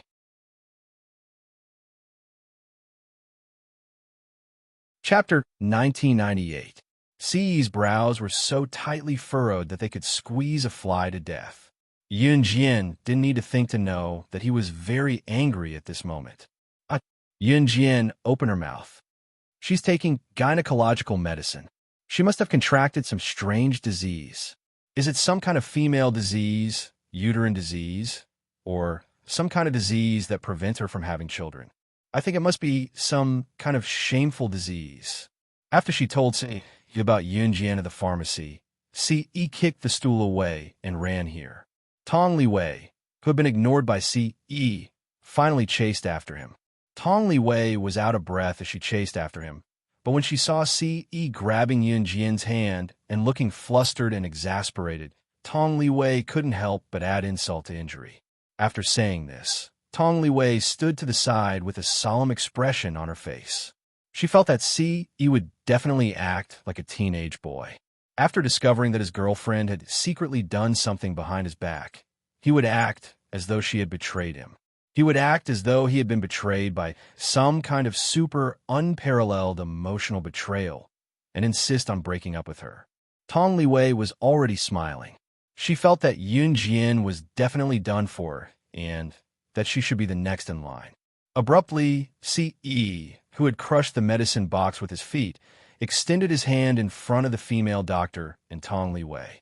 Si didn't reach out to hit Yun Jian, as Tong Li Wei had thought. In fact, that was impossible. Even if Si shot her death, he wouldn't bear to touch a single hair on Yun Jian's head. Si reached out and pulled Yun Jian into his embrace in front of the female doctor and Tong Li Wei. Why are you taking birth control pills? This thing is harmful to your health. Don't touch it again, Si said as she grabbed Yun Jian's hand and walked out. When Yun Jian heard this, she blinked.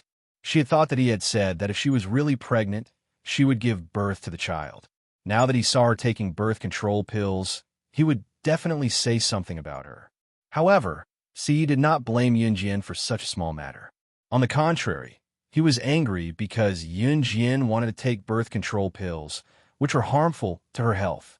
What if his Xiao Jian had side effects after eating it? Si was different from other men. Some men saw that their women were not allowed to take birth control pills after they had told them not to. They even secretly took them behind their backs. Now, they were probably going to beat them up. This strange woman kept it from them. But what if Si hit Yun Jian? Unless the sun exploded, the sky was falling. Si grabbed Yun Jian's hand and walked out of the pharmacy under Tong Li Wei's shocked gaze. Just as they exited the pharmacy, Si turned to look at Tong Li Wei. Tong Li Wei blushed from Si's stare and lowered her head shyly, thinking that Si would praise her. Who knew that Si would look at her coldly? Don't let me see you again, or I'll cut off your arms and legs and make you wish you were dead. Si's words were terrifyingly cold, like winter ice that froze one's heart and made them shiver. At this moment, Tong Li Wei even felt that Si's gentle words to Yun Jian were unreal. This man was simply inhuman. Tong Li Wei shuddered in fear. Si pulled Yun Jian away carefully without looking back after that. No matter when, who would dare to criticize his Xiao Jian? Go to hell then. If it were not for the Mid-Autumn Festival being such a beautiful vacation time, Si would have sent Tong Li Wei straight to hell.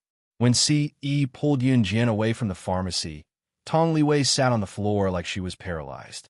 Hey!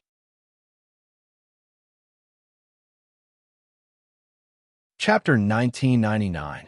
Yi pulled Yunjian back to the hotel.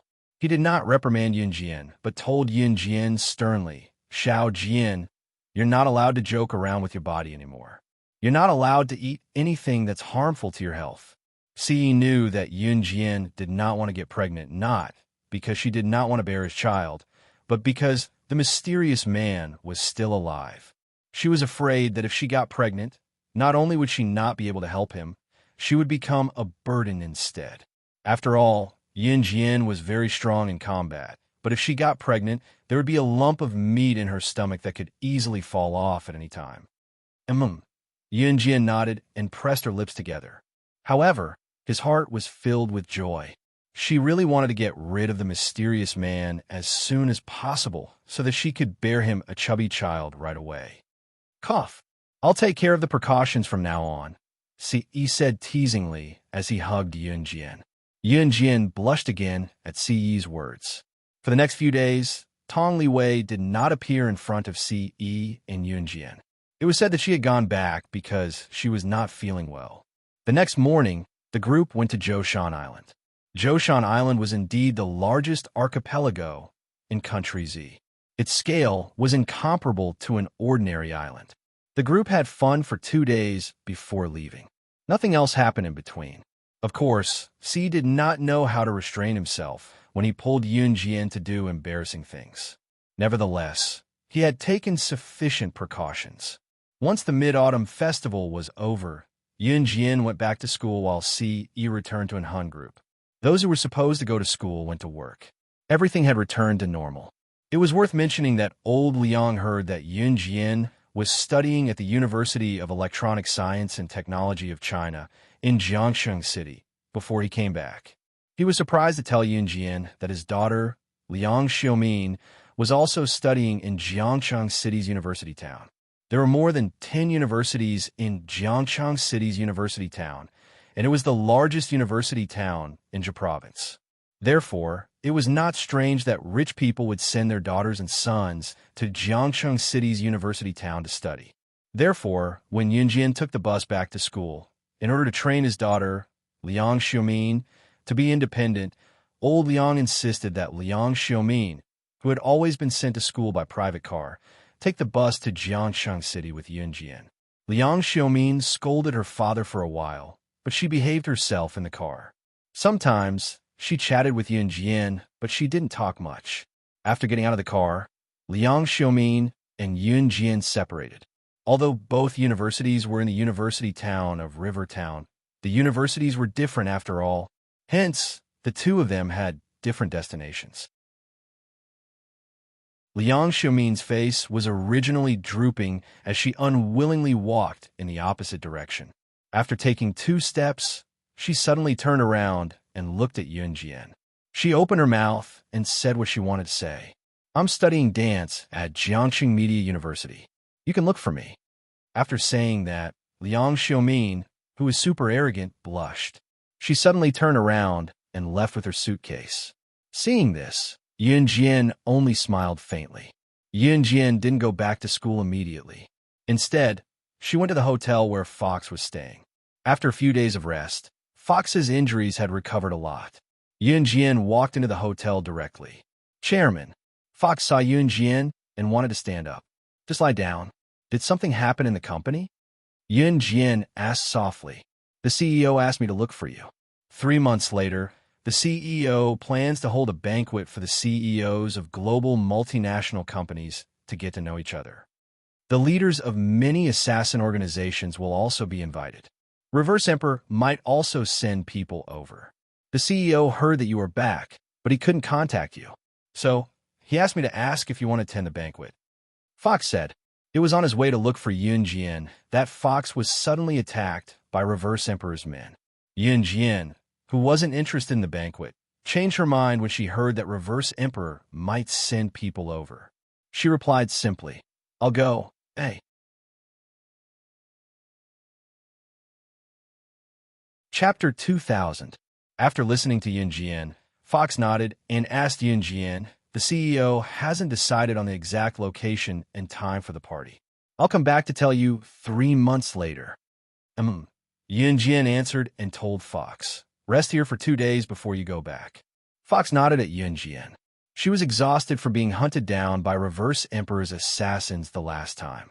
The assassin who was sent to kill Fox had obviously gone through formal training. If it were not for Fox's ability, she would not have survived after being hunted for hours. Otherwise, she would have been dead long before Yun Jian came to save her. Thank you, Sister Jian. Fox thanked Yun Jian. With a raised brow, Yun Jian pressed her lips together and said, rest well. Then, Yun Jian turned to leave the hotel where Fox was staying. As soon as they walked out of the hotel where the Fox was staying, the passersby on the street saw a young girl who had just walked out of the hotel's door and stopped in her tracks. Still not coming out? The girl's delicate face turned to the side as she uttered nonchalantly. Was the girl out of her mind? Who was she asking to come out? Was she living in her own fantasy world? The passerby cast a sidelong glance at the girl, as if he was looking a lunatic. Just as he was about to slowly walk away, he suddenly caught a glimpse of a figure in his 40s. He didn't look old, but his behavior was similar to that of an old urchin. He staggered out from behind a tree. Holy sh**t. There was really someone. The passers-by saw the figure coming out from behind a big tree. The person who had been strolling leisurely on the road was now sprinting and disappearing on the spot. Yun Jian frowned slightly when she saw Matthew, who had popped out from behind the big tree. Didn't you go back to the company? Matthew had already dealt with the assassins from Reverse Emperor, and he was carrying his laptop back to the Rongyao company with a new defense system installed by Yun Jian. Boss, I've already installed the system that you gave me. But I saw that someone was trying to assassinate little Fox, and I was afraid that those people would come back again. So Boss, I really didn't skip work on purpose. You can't fire me. I'll go back now. Matthew was about to leave, as if he was afraid of being fired by Yun Jian. Remember to bring Fox back to the company safely. Yun Jian called out to him before he left and told him softly. After saying that, Yun Jian put one of her fair and delicate hands in her trouser pocket and pulled her suitcase lightly with the other hand. She walked back in the direction of the University of Electronic Science and Technology of China. After Yun Jian returned to the university, everything seemed to return to normal. The next morning, at 4:50 a.m., Yun Jian changed into a clean set of sportswear and tied up her long black hair with a simple leather band. She had a high ponytail and a pair of white flats on her feet. No matter how you looked at her, you would never get tired of looking at her. Yun Jian woke up to run in the morning. Yun Jian, wait, I'm just putting on my shoes. I'll be quick. Wait for me. Zhu Huili saw that Yun Jian was already dressed and was about to go out. She put on her shoes and ran out with Yun Jian. Yun Jian waited for a while, and Zhu Huili caught up with her. Early in the morning, in the field of the University of Electronic Science and Technology of China, Yun Jian and Zhu Huili were the only ones who woke up so early for a morning jog. It was only after 5:30 a.m. that the number of youngsters who woke up early for a morning jog increased. There were only a handful of youngsters who woke up early for their health. Yun Jian, Zhu Huili, what a coincidence. We meet again. Let's run together. Yun Jian met the former president of the martial arts club, Mo Bufan, who got up early to run in the morning before the Mid-Autumn Festival. Mo Bufan had now given the position of the president of the martial arts club to Yun Jian. Yun Jian made him the vice president of the martial arts club. At that time, Mo Bufan was Yun Jian's right-hand man. Mo Bufan paid attention to martial arts and would run in the field every morning. However, in the past, Mo Bufan was alone. Today, Mo Bufan was accompanied by 2 boys. Yun Jian didn't care. She nodded to Mo Bufan and took the lead to run to the field. Zhu Huili couldn't run fast, so she ran slowly by herself. She wasn't in a hurry. Mo Bufan and the 2 boys who followed Mo Bufan to run in the morning were able to catch up with Yun Jian, who wasn't running fast to begin with. She was doing her morning exercise at an average speed. These 2 boys were very handsome. It was obvious that they were Mo Buffon's buddies and weren't members of the martial arts club. Mo Buffon had 3 buddies. Other than Brother Kai, there were only these 2 handsome boys. One of the 2 boys saw that Yun Jian didn't speak from the beginning.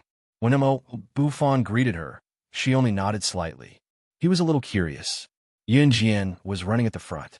She could hear one of Mo Buffon's buddies ask Mo Buffon, "Fan, is this chick the new president of her martial arts club?" Hey.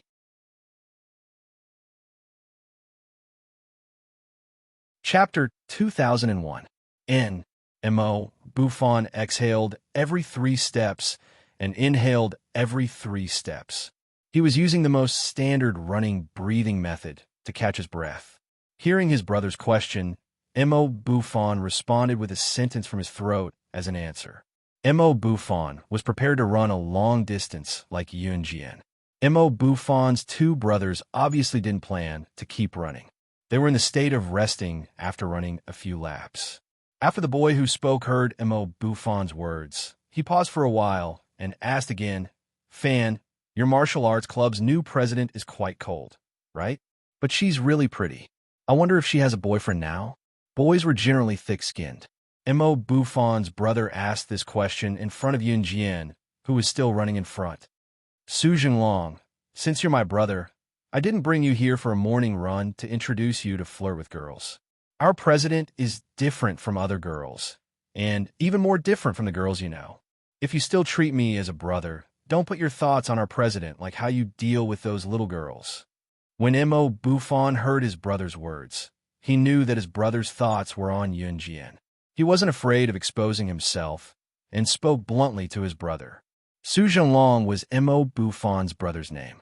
As for the equally handsome but silent boy standing next to Su Jinglong, he was Mo Buffon's other brother. His name was Wei Jingxian. Mo Buffon had 3 brothers, Brother Kai, Su Jinglong, and Wei Jingxian. The 4 of them were friends who had played together since they were young. Because the 4 of them were from wealthy families, their families were rich. Among them, Brother Kai, who was the richest, was not outstanding in appearance. As for Mo Buffon, Su Jinglong, and Wei Jingxian, they were all good-looking and studied in the same university. However, the 4 of them had different interests and majors. Su Jinglong liked beautiful girls and played with them. Wei Jingxian was more silent. Mo Buffon adhered to his family's martial arts and liked martial arts, taekwondo, and other things that could improve his strength. At the same time, Su Jinglong and Wei Jingxian were the school hunks of the University of Electronic Science and Technology of China. Of course, Mo Buffon was not bad either. In fact, the girls liked Mo Buffon more than Su Jinglong and Wei Jingxian. However, Mo Buffon was a low-profile person and did not like to get involved in this kind of school hunk and school bell election. Hence, Mo Buffon was considered the default campus hunk of the University of Electronic Science and Technology of China. All right. Your brother is not loyal at all." After Su Jinglong heard Mo Buffon's words, he rolled his eyes and took another look at Yun Jian's beautiful figure. What's so different about women? Su Jinglong didn't believe that Yun Jian was different from other girls, but he didn't say it out loud. As expected, Su Jinglong stopped running after 2 or 3 laps with his hands on his waist. Wei Jingxian ran 5 laps and stopped running. For boys like Su Jinglong and Wei Jingxian who didn't train themselves often, running for a while was already good enough. Then, the 2 of them watched as Mo Buffon and Yun Jian ran away. Zhu Huili didn't run much either. After she finished her 5 laps, she drank some water and sat on the steps to wait for Yun Jian. For the past few days, she was the one who finished her run and sat on the steps to wait. At first, Su Jinglong was still thinking about what Mo Buffon said about Yun Jian being different from other girls. It wasn't until Mo Buffon finished running and Yun Jian was still running that Su Jinglong started to pay attention to Yun Jian. 45, 46, 47, 50. F*CK. Are you kidding me? She ran 50 laps. 50 laps. A girl actually ran 50 laps so early in the morning. She can't be from the military, right? So fierce. When Yunjian stopped and returned to her original spot, Su Jinglong's eyes were already wide open. He was so scared that his soul almost left his body. 50 laps. The big field here was a 400-meter lap, and Yunjian ran 20 kilometers. This distance was about the same as the morning exercise of the special forces in the military, right? And the time spent was only slightly more than an hour. This girl was too different from other girls. Su Jinglong was already dumbfounded, and Wei Jingxian was also stunned. Hey!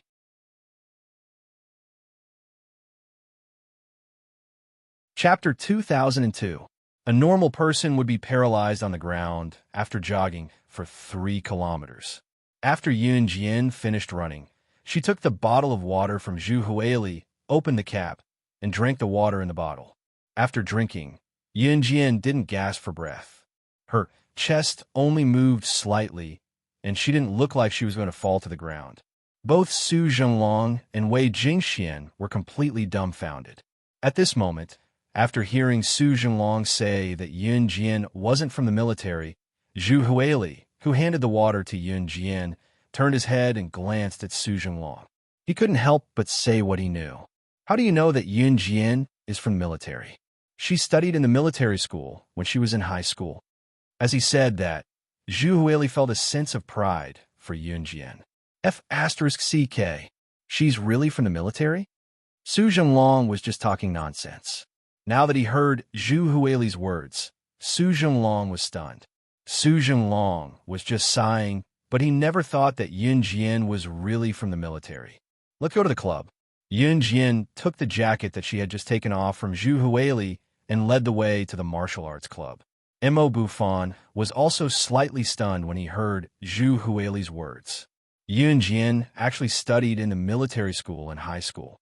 It was no wonder that she was so unpredictable.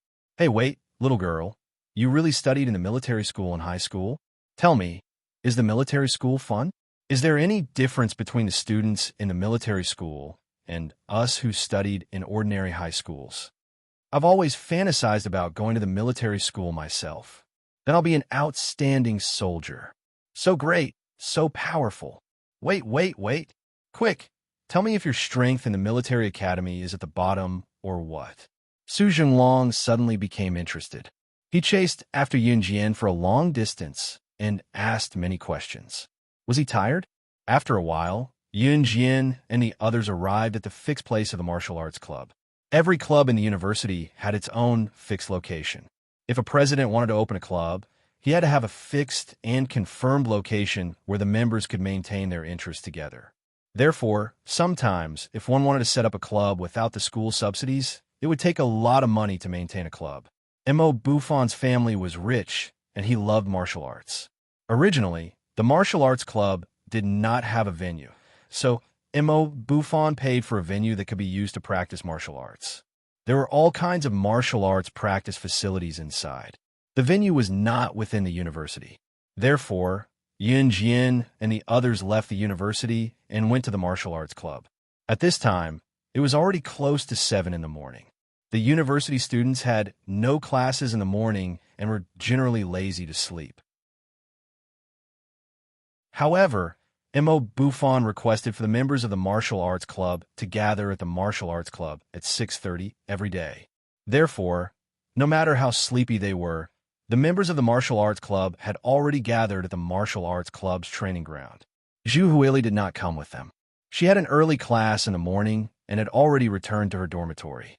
Before she left, she greeted Yun Jian. At this time, Yun Jian had already taken the lead and walked into the martial arts club's venue. However, what entered her eyes was a mess on the ground. Many things had been overturned. The garbage and the trash cans had been dumped on the ground, and some benches and chairs had been overturned.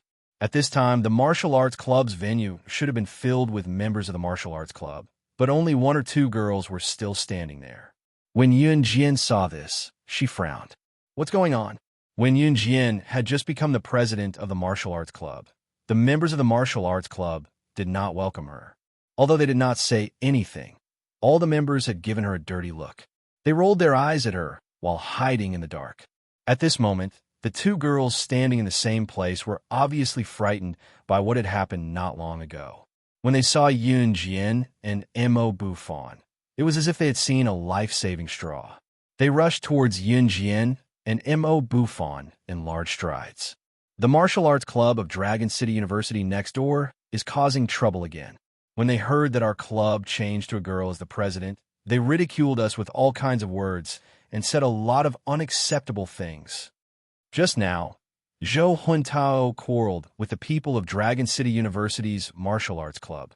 The people of Dragon City University's martial arts club began to overturn our tables and chairs. They even injured Zhou Huntao. Now, they sent him to the hospital. You're tuning in to the Dreamy Chapters YouTube channel. We're so grateful for your support, and don't forget to subscribe to join us on this incredible journey through captivating stories. Your generosity through donations truly makes a world of difference, as it's the primary source of revenue that allows me to expand and enhance this channel for you. Thank you from the bottom of my heart for being a part of this adventure.